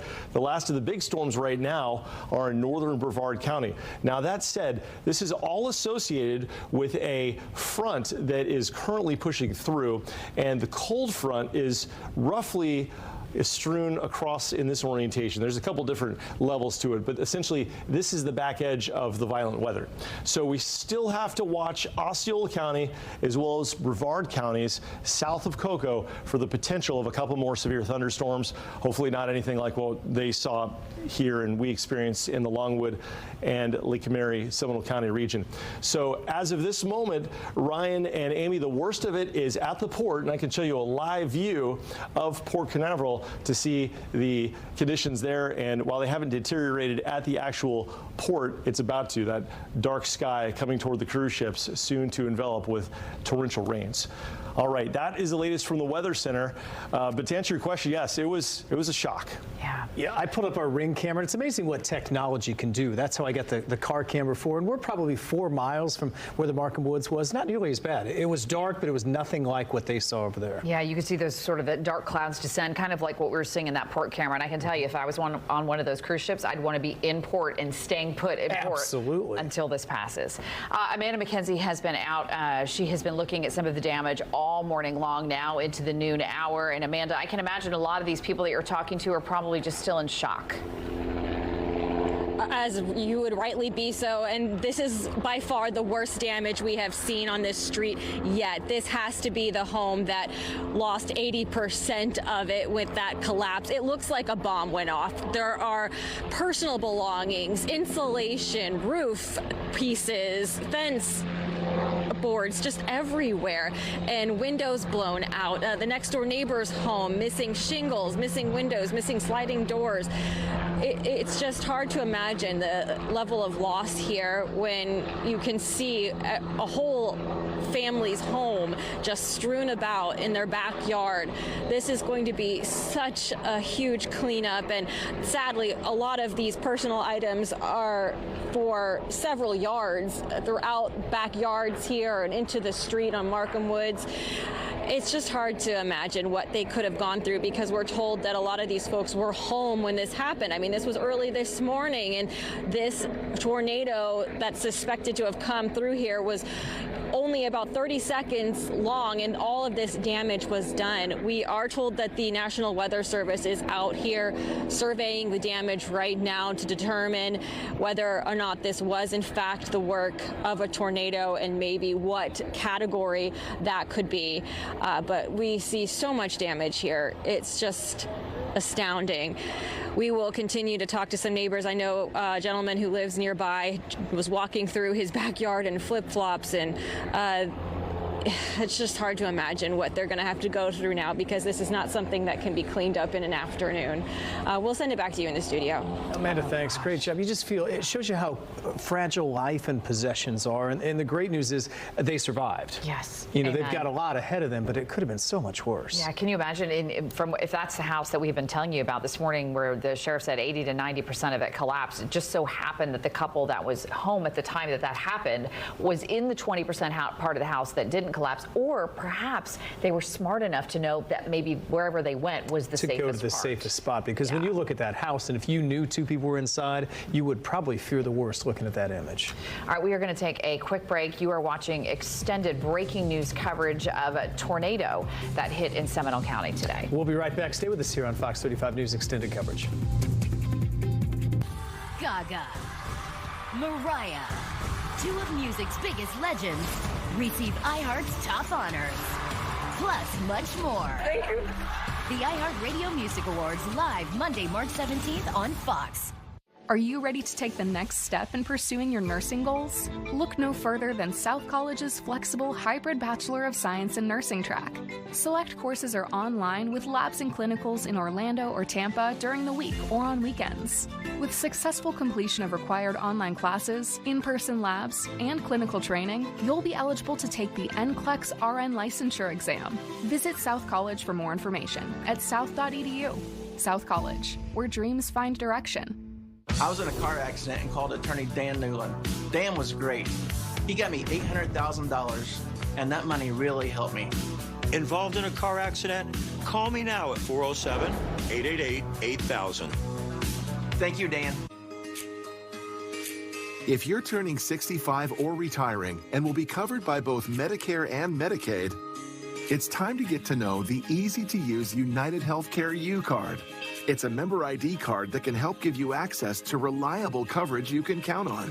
And it's all yours automatically when you join a United Healthcare Dual Complete plan. With this plan and your U-Card, you'll get more for your Medicare dollar, all for a $0 monthly plan premium. To see if you're eligible, give us a call. We can tell you about plans in your area. With your U-Card in hand, you can use the credit you'll get every month to pay for over-the-counter products you get regularly, like pain relievers, cold remedies, or your daily vitamins. Also, use the U-Card to pay for healthy foods, all at thousands of retailers nationwide or online. It's the card that makes things easier. And as your member ID card, the United Healthcare U-Card gives you access to a large network of Medicare Advantage doctors, specialists, and other providers.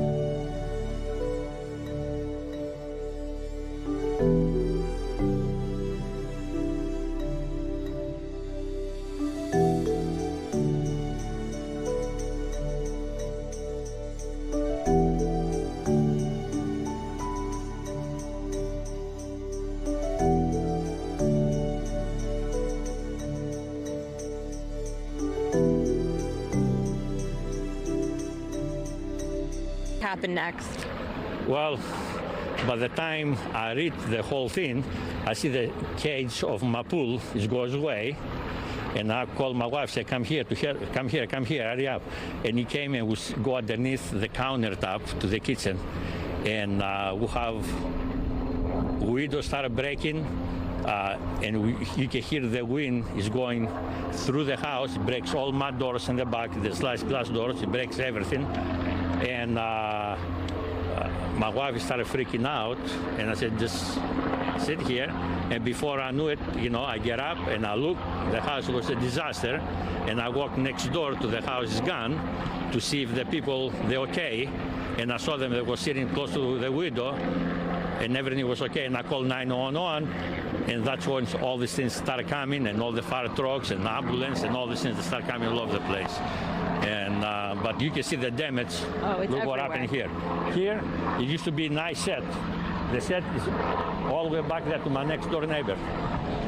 And I'm sure these used to be beautiful trees here, and now they're just shredded, like the homes around them. Yeah, it was nice. You can see all of my fence gone, everything. I mean, your home is not inhabitable now, neither is your neighbor's. What are you going to do now? Well, I could probably going to go stay in my son's house. My son lives in DeLand. Probably going to go stay there to see what's happening and wait for the insurance and wait to see what's going to happen. I did see American Red Cross was out here and they spoke to you as well. Yeah, they did spoke to me to help out, and but I see yet. I did not make my mind yet what I want to do. You think it'll be possible to rebuild and to repair your home? I wait for the insurance to decide what they want to do, because I know inside a lot of the walls, the shift. Oh, wow. You can see them, a lot of cracks all over the walls. I have big holes in the roof, and we'll go from there. Yeah, it's hard to just wrap your head around how much damage was done in such a short amount of time. And you were saying that it's also really emotional to be walking around all of this. Yeah, it is. I have a couple, the cats, they're gone. I have my dog inside is freaking out. But everything, listen, at least we're okay. And my neighbor's okay. That's all it is. That's something to be thankful for. Well, thank you for sharing what you went through. I'm sure that was very scary at the time. I hope nobody go through this thing here. If you don't live on to see it, you don't expect it, something like that. Okay. Well, thank you so much. We'll send it back to you in the studio. Okay, boy, just feel for so many. You can hear the emotion in his. It's incredible. This is some type of furniture that's actually up in the tree. And again, this is in the house that Amanda was showing that has had so much of the damage to it. All of these homes that are surrounded by this home, again, this is all happening right on the Markham Woods corridor of Seminole County. Had some pretty significant damage, but look at that. I mean, just shows the power of a tornado. Right. These are the images that show the power of Mother Nature. We see them all across the world. In this case, this morning, it happened in our backyard in Seminole County. Let's check in with Brooks right now. And Brooks, you see those images, and they're hard to put into words. And the shocking thing as well, Ryan, is how fast it happens. I mean, within 30 seconds, everything is as it was and as it had been for years and years. And then all of a sudden, your couch is in a tree, your roof is gone, and half of the house is collapsed. I mean, it's that fast, and it's just disarming. And if you make it through uninjured, it's a blessing. Psychologically, it's a different story. I mean, you can imagine the trauma. I mean, even here in the studio, when we got hit by the tornado at our building, obviously we didn't get it that bad. It was a glancing blow, but it still blew out some windows, and we got debris on the roof, and we got trees falling in the backyard, and a couple of our live trucks have trees impacting them. That's one thing, but even from our point of view, just hearing that kind of puts you on edge. Every little bump, you're like, it's that PTSD thing with weather, but obviously it's at a different scale when you're talking about your home. In a lot of cases, your forever home where you're going to retire in shambles, and now you're looking at a long recovery effort. So heart's going out to them. Glad he's okay and his family there. As far as where the rain is right now, we've got a band of storms. This is what brought us the bad weather earlier, which is in a somewhat weaker mode right now, moving through northern Osceola County into Brevard County. And the back edge of all of the rain right now, when the things will really improve, when the clouds will start to clear, back here coming out of the villages and also the Spring Hill area. So our clearing line will commence, leading to a sunny afternoon and evening across the area.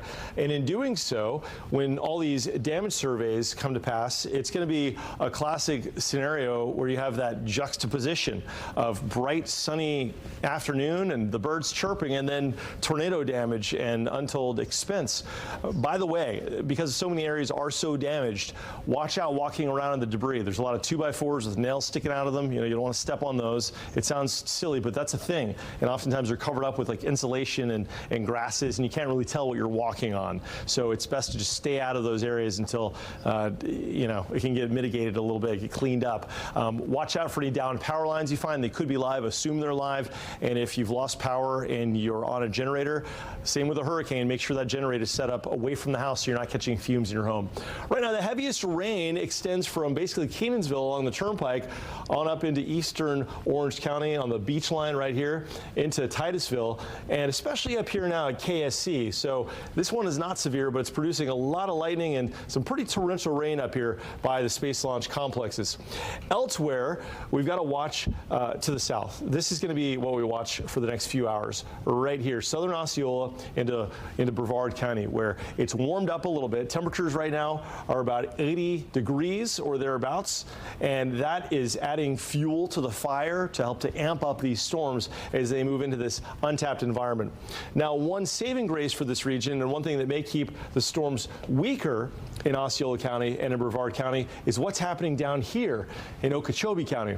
There's a fresh line of storms moving into the Palm Bay viewing area, the West Palm viewing area, I should say, and essentially it's robbing this region of its moist, humid tropical inflow, essentially pulling the carpet out from underneath the potential for further bad weather. And hopefully, as far as we're concerned here, that continues, because down here in areas south of Yeehaw Junction in Okeechobee County, so if you have any interest driving down the turnpike or heading back up the turnpike, there is rotation north of Lake Okeechobee, and it's possible that this works up toward Vero Beach into Indian River County and St. Lucie County over the next couple of hours. Now, that's not in our Fox 35 viewing area. That's in the West Palm viewing area, although we do have a couple of viewers who watch us from Vero Beach and from Sebastian and from the inlet there. So a shout out to you guys. Just a heads up, you're not done with the weather. So again, the back edge of the really bad stuff is way back here across Osceola and Brevard County, and even then it's not severe. The back edge of all the rain is back through Lake County, the villages, and Lakeland, and that will soon clear out, leading the way to a windy afternoon. So it's imperative to take this advice as well. We could see wind gusts over 40 to maybe 45 miles per hour as this cold front blows through. And if you have debris in the trees, if you have trees that are half fallen, they're hanging by a thread, there's limbs that are leaning on this or that, and you're cleaning up that debris, keep in mind, just look up, because that stuff could come falling down in those big wind gusts. You don't want to be in a sort of like secondary injury scenario just by default of stuff falling when the wind blows. All right, that said, our team coverage continues with, we can toss back to the, okay, I was going to toss to, we'll get to Jessica, I guess, in a minute. Yep. All right. Amy and Ryan. Oh, yeah. Okay. We'll go to Jessica. Okay. Jessica, I was going to say our team coverage continues. Jessica, you have been integral in the coverage this morning, and as well as the whole team. What are you seeing on your side as far as impacts go from the system? Where did it hit? What's the nuts and bolts in case people are just tuning in? Yeah, I wanted to give kind of some context and a vantage point to where things are taking place right now and a lot of the damage. So this is where we've had the majority of the reports. This is going to be in Markham Woods Road here, and this is really close to kind of the Longwood and Lake Mary border there. So that's where we're seeing the threshold. But this is where the majority of the damage is taking place. I've been actually looking at some of the traffic maps as well, and this whole area is essentially red. We've also had reports across parts of Lake Mary Boulevard that has shown some areas where we've had debris, and this whole area where we see, I circled it in black because that's where we've seen or had reports of some damage. This is kind of the general path that we were thinking that the tornado took. So it really areas along and going south of Lake Mary Boulevard right along. I mean, it crossed right over I-4 because it crossed right over into our studios here at Fox 35. So I wanted to show you some of the damage and some of the debris that is out there, because we do have, it looks like some possible siding. I was trying to see exactly where and what house it might have come from, because we can see across I-4. This is I-4 right here, by the way. So we have some debris, and there actually is some wrapped all the way around the guardrail as well. So it's pretty remarkable to see that. But that is a part of the tornado that came through, and it looks like we have some more images of damage there. It almost looks like the same siding. Unclear if that is exactly the same siding, but regardless, it's just kind of amazing that caused that much damage over such a short span of time. That's something else that's been really remarkable. And I was just talking to Brooks about this. It doesn't have to be a very big tornado. Sometimes it can be so so small and almost act as like a drill and a drill bit, where it really helps to emphasize the damage over such a small area versus a wider swath where maybe winds are a little weaker. It was very tight, and so that's what can help to give way to some of that more intense damage over a more narrow swath, like what we have been seeing. And Amanda's really been saying all morning, the house across the street's fine, but this other one, like what we're seeing right here, I mean, all the just about all the walls are caved in. So just some really, really remarkable images, and we haven't heard any reports of injuries, so that's amazing to me as well. I think one of the bigger takeaways was the fact that the storms were moving so quickly, and we saw it sneaking up from our camera in particular as well. So you really only had seconds to react. We heard it hitting the ceiling and the roof of the station, but you can really see just the extent of the damage. These are not small trees, by the way. These are huge trees that were blown over. I mean, the fact that these homes were destroyed in this way as well is just, it's hard to wrap your head around. But I'm going to send it back over to you guys at the desk, Amy and Ryan. Gosh, so scary. Jess, thank you. Really, our team this morning, our storm team, was just incredible. They've done a great job. And we've got damage from our weather deck to different, we have limbs that were down out there. The generator had part of a tree fall on that. So like a lot of places around the Markham Woods area, a lot of damage here. Yeah, we will be surveying the damage here probably for the next 24 hours or so. And as we just heard from Seminole County Emergency Operations, the National Weather Service is on the ground in Longwood surveying the damage there. So we should know more about how powerful that tornado was. Yep, we want to check in right now with TJ Springer. He was checking in before on exactly what was happening there. Hey guys, yeah, we're here on Lake Emma right now, and we're heading back towards Skyline, which is where we've seen a lot of the damage. Of course, that's where our studios are off of. We've seen a lot of tree limbs down in the vicinity of Lake Emma Road and Skyline Drive. So we're heading southbound now, and we're going to go see if we can find a little more damage. But it's been a lot of debris, and thankfully, we've seen a lot of traffic kind of flowing as normal, so to speak. But looking at kind of the side of the road here, you can see a lot of that debris that we were speaking of. Haven't seen a ton of huge limbs down here on Lake Emma, which is, of course, good news. But we have seen a lot of big limbs down, and we can just see the proof of that outside our own studios. So we're going to keep monitoring conditions out here in the field, here in Lake Mary, and we'll have more bit keep you ahead of all of this as we start to pick up the pieces from this tornado that tore through Seminole County, guys.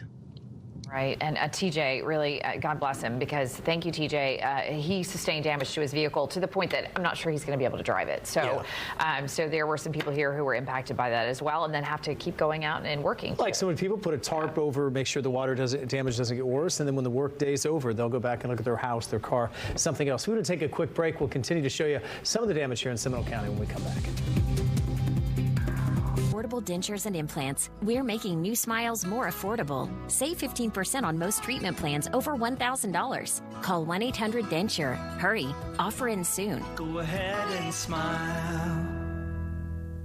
I called Morgan & Morgan. They asked me some questions on the phone, which maybe took 5 minutes. I was in a wheelchair, so a lot of it was done online. It was not in legal mumbo-jumbo to where I could not understand it. It was the easiest thing in the world.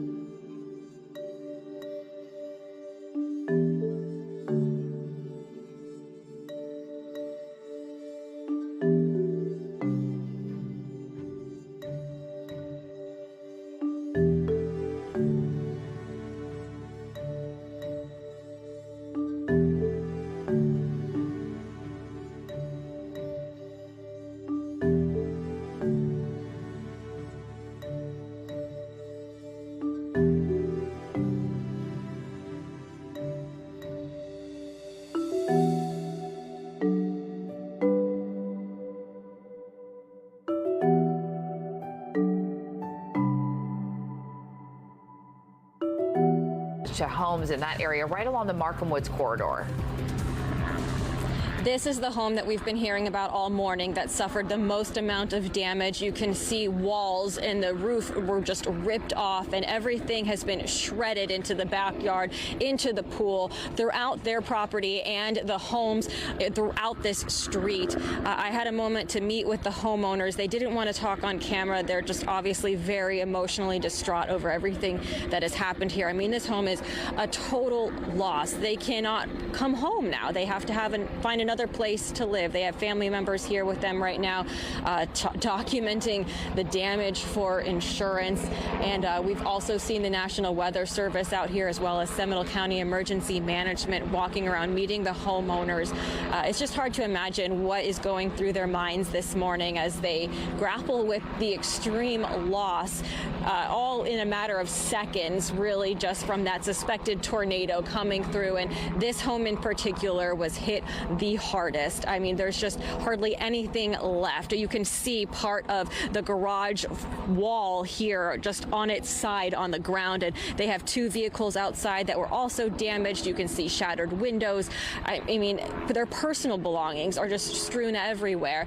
So it's just a very sad sight to see. It looks like a bomb went off, and it's almost eerie in a way, like something you would see in a movie and never really expect to be reality. But unfortunately, there's going to be a lot of cleanup involved to make all of this right. We have seen the American Red Cross out here offering their aid as well for those who need it.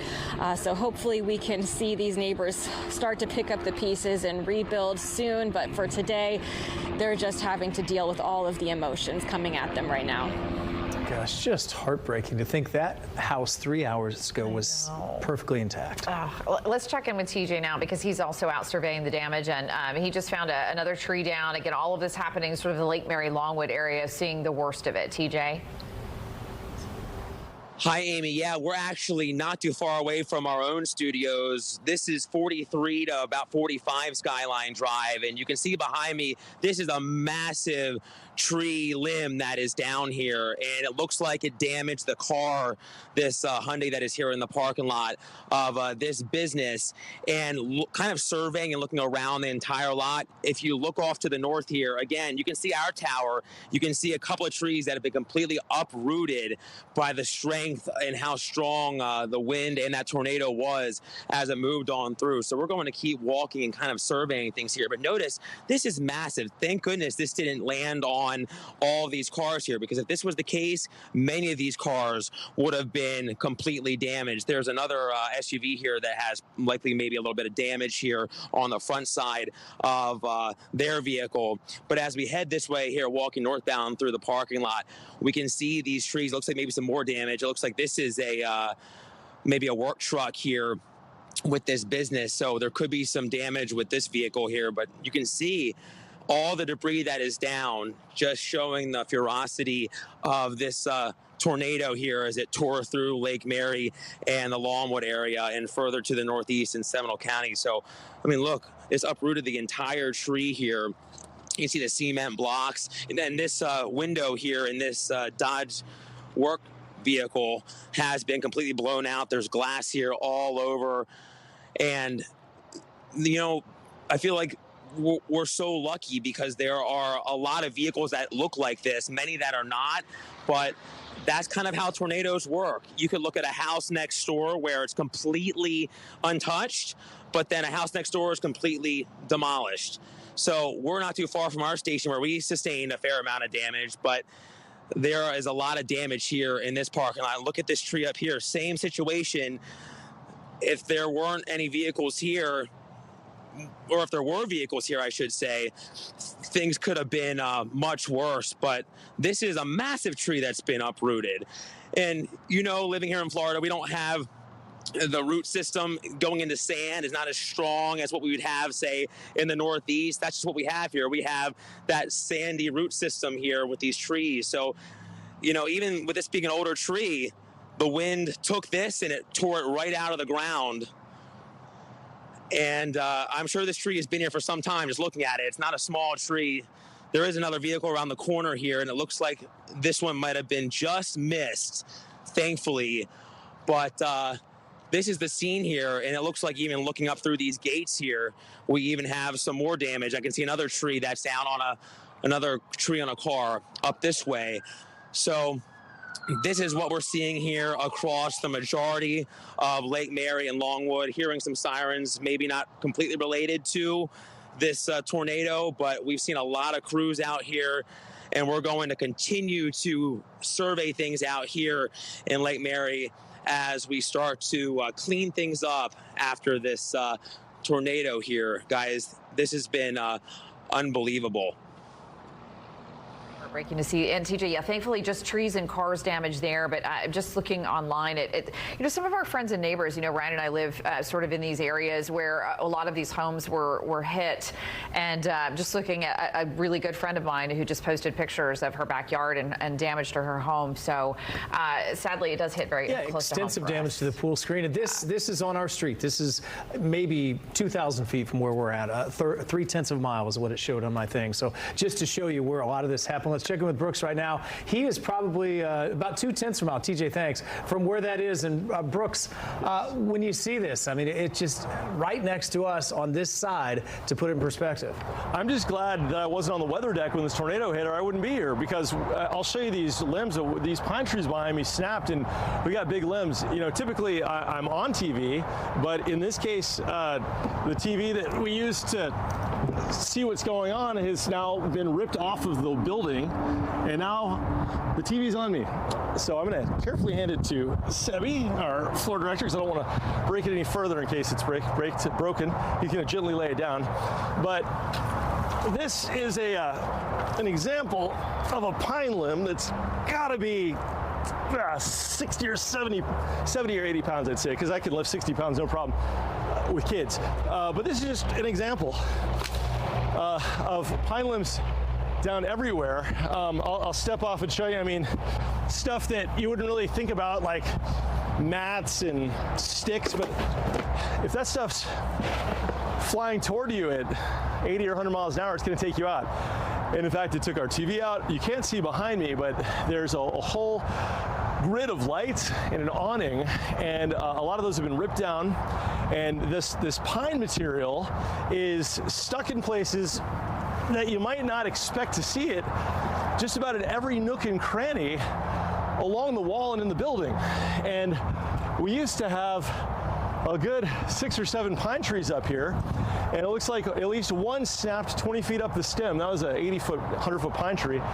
Another one, about the same thing, about 20 feet up, snapped right off.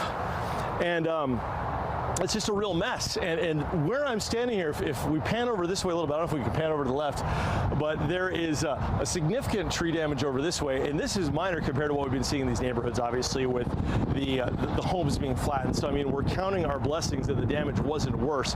But it's a reminder that when something like this hits your place of work, especially if you're a meteorologist and your job is to cover these things, when it comes to you, it just brings it all home. And the smell of pine, it's a very visceral, olfactory experience. But I can tell you this, Ryan and Amy, at least the pollen count is lower because there's at least 3 fewer trees in our backyard. And to put in perspective, Brooks is about 50 feet from inside where he would do the weather. The building behind him, TJ's one building over. That's how close it is to the damage we're going to see right now. Yeah, this hits very close to home for all of us. And again, as I just mentioned, Ryan and I are now hearing from friends and neighbors and people whose homes suffered a lot of damage in this. Again, all of this happening in the Longwood Lake Mary area. Let's get right over to TJ Springer, who is live. He's right along Skyline Drive, which is where we're located here in our Seminole County studios. TJ?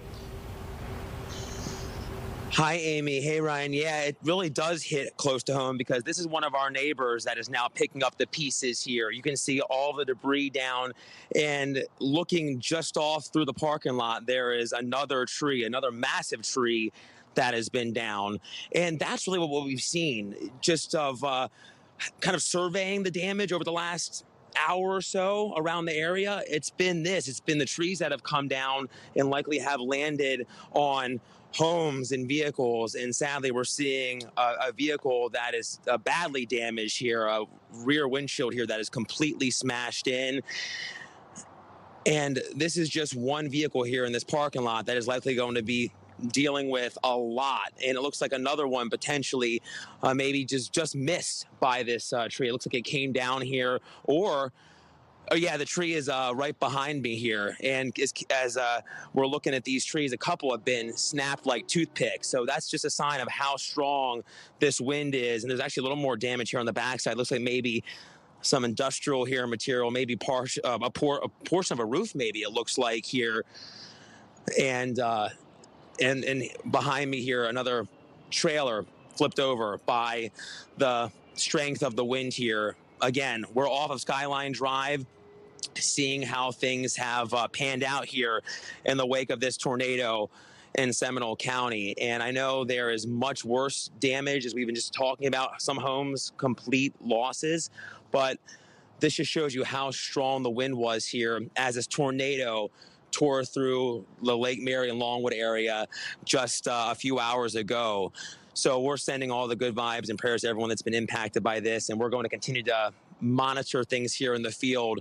But for now, I'll send it back over to you guys in the studio. Wow, it's just incredible. And TJ, it's reminiscent of what we just saw with that semi-tractor trailer that was flipped onto its side. Again, that was also Lake Mary.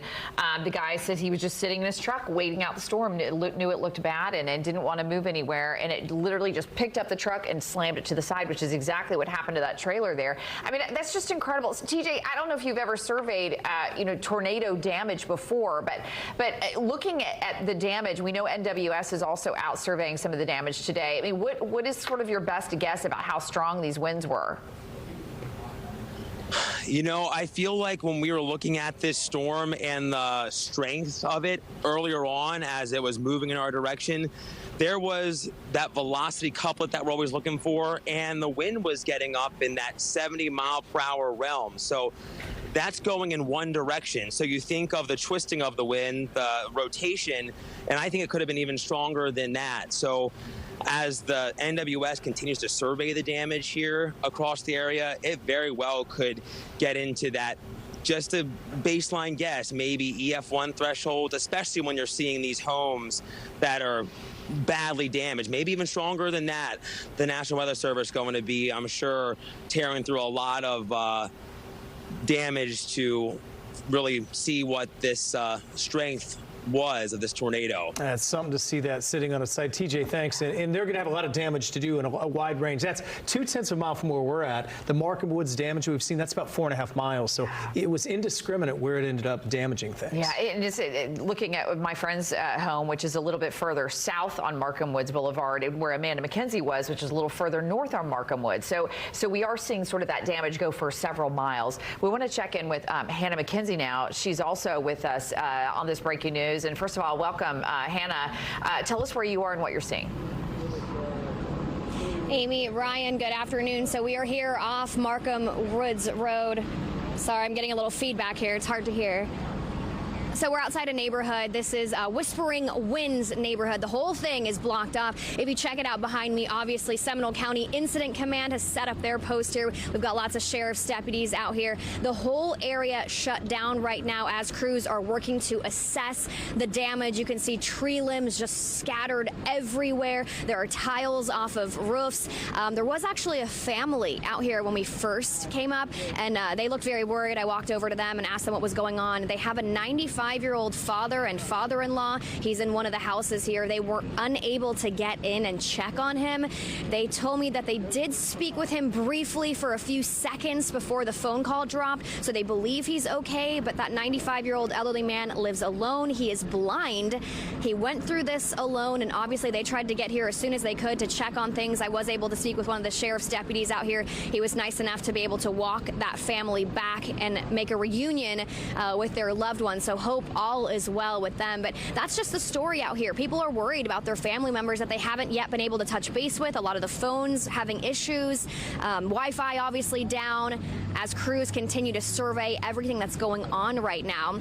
I would say the damage not super widespread, but in the areas where it is concentrated, it is pretty severe. Again, those tree limbs are down, really scattered just everywhere. We've got ceiling tiles or roof tiles, I guess, just blown off of houses. We can see some tarps already kind of going up. You can hear the chainsaws a little bit buzzing there too. We can also hear some drones in the area as crews do have surveying up, looking at what's going on out here. And if we can pull out a little bit closer to here, this is just the very beginning of the neighborhood. This is basically as close as we can get. So a tree just took out the stop sign right here off Markham Woods Road. That's how it's looking out here right now. Traffic is pretty wild as well. The whole area shut down. Obviously, if you don't have to be out here, you shouldn't. This all as crews are working to assess the situation. They're going house to house in this neighborhood, checking on people, making sure everyone is okay. And we are waiting and standing by for an update from law enforcement. Amy, Anna, Ryan. It's good to have you with us this morning. And what she couldn't see, there was the drone video we were watching, and I think it jumped out to both of us that you had those two homes destroyed. The one was the one that we've been live in the front yard, and then across the street, you wake up and your neighbor's two homes are destroyed, and yours is, at least from this vantage point, untouched. Yeah, it's really incredible. And you can see it. As the drone kind of moves in a little bit closer, you're going to see, look at the house literally right across the street with a red roof. And then it looks like there's another house just to the right of that one. Both of them completely untouched from at least our vantage point. It looks like they are. And even the house right next door, if you look at the house that's just to the right of this house that was destroyed, even the house to the right of it looks almost untouched. Yeah, and not only have they lost their home, but you think of everything that was in their house. And those are the emotions, I think, that so many people in Seminole County will be going through. And you might have 4 miles from here, there's more devastation. It's just devastating to see. And that's the best vantage point we've seen from that drone shot. Yeah, and again, as I was just mentioning, I have a friend who lives a little further down, south of where this neighborhood is, and she talked about the damage that she had to her home, and she said the house right across the street from her house is destroyed. So that's in a separate neighborhood. So again, we talk about the way these tornadoes work, that they don't always stay on the ground. Sometimes they hop up, right? And that's what, they're so unpredictable. It's totally unlike trying to predict a hurricane. There's a pool cage is destroyed, a roof, and we don't know of any fatalities at this point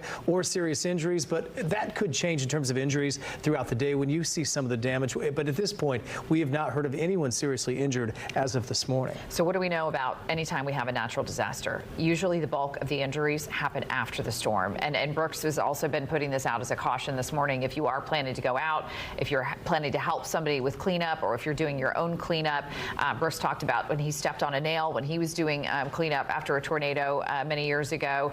Those are the kinds of injuries that we usually see most often. People who fall off ladders or have, are working with chainsaws they don't normally work with. So but when you look at this damage, I would call it a minor miracle if no one is hospitalized today based on the damage we've seen. Yeah, it really is something that we haven't seen here in a long time, and so we hope we never see it again. But Brooks and Jess and our Noah and all of them just doing an incredible job this morning. TJ out surveying this damage, and this is a story that we are going to be working on probably for days and weeks. And anyone that's got an insurance policy, we think so much of hurricane damage, and it's different than what this will be probably classified as tornado and wind damage versus what we usually see with hurricane damage. So hopefully they're covered, but obviously there's just the getting through the process. Even if your house is covered, your life's been turned upside down, and maybe you've lost everything inside as well. We heard from meteorologist TJ Springer a short time ago, who said just looking at some of the damage he was seeing, he thinks maybe EF0, EF1.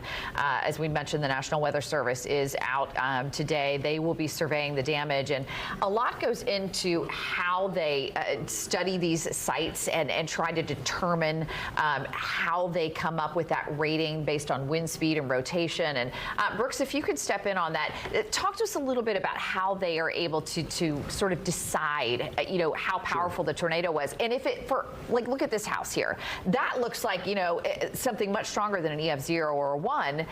But is it potential that the storm could have done more damage damage there and then maybe wasn't as strong as it was, moving down the street? Indeed, yeah. These storms will vary in their intensity a lot. And that home circumstantially looks like it could be EF3 damage. I mean, the fact that all the walls were pushed down, but there's still debris in place. Sometimes tornadoes are so strong, especially in the Midwest, that it'll not only knock the house down, but sweep all the debris away, leaving nothing but the slab. Those are the EF5 tornadoes. But this one would indicate winds which could have exceeded 140 miles an hour. Now, the National Weather Service will conduct the official survey. They have a threshold of things they look for, ranging from damage to homes to even if tree bark was ripped off of the tree. It's an extensive system. It's called the Enhanced Fujita Scale. Fujita was a tornado scientist specializing in tornadoes in the middle of the last century and had the F scale named after him. You might have heard of the F3, the F4, the F5. Now it's called the EF3, EF4, etc. It's been enhanced with modern engineering standards applied, and so they'll go in here and, using this damage scale, be able to determine just how strong the winds had been to take down a structure of that type and do the damage it did. And likely, considering that type of damage, there may have been localized winds well in excess of 140 miles per hour. And the scary thing about this is it happens within a few seconds. It goes from totally normal to long gone. And just by miracle, NOAA was there surveying that property. The people that were trapped inside came out without a scratch. Just an absolute blessing. Now, weather-wise, we've got the last of the thunderstorms in our viewing area pushing through Cocoa. We still have a chance for a little bit of rain down here over the next few hours. Just in, though, this is down outside of our viewing area in the West Palm viewing area. This is a tornado warning just issued for the Port St. Lucie area and Fort Pierce. Again, this is not our viewing area, but it's very close to Vero Beach, and it's the same setup with twists in the atmosphere, a lot of tall thunderstorms convecting, and the resulting tornado warnings.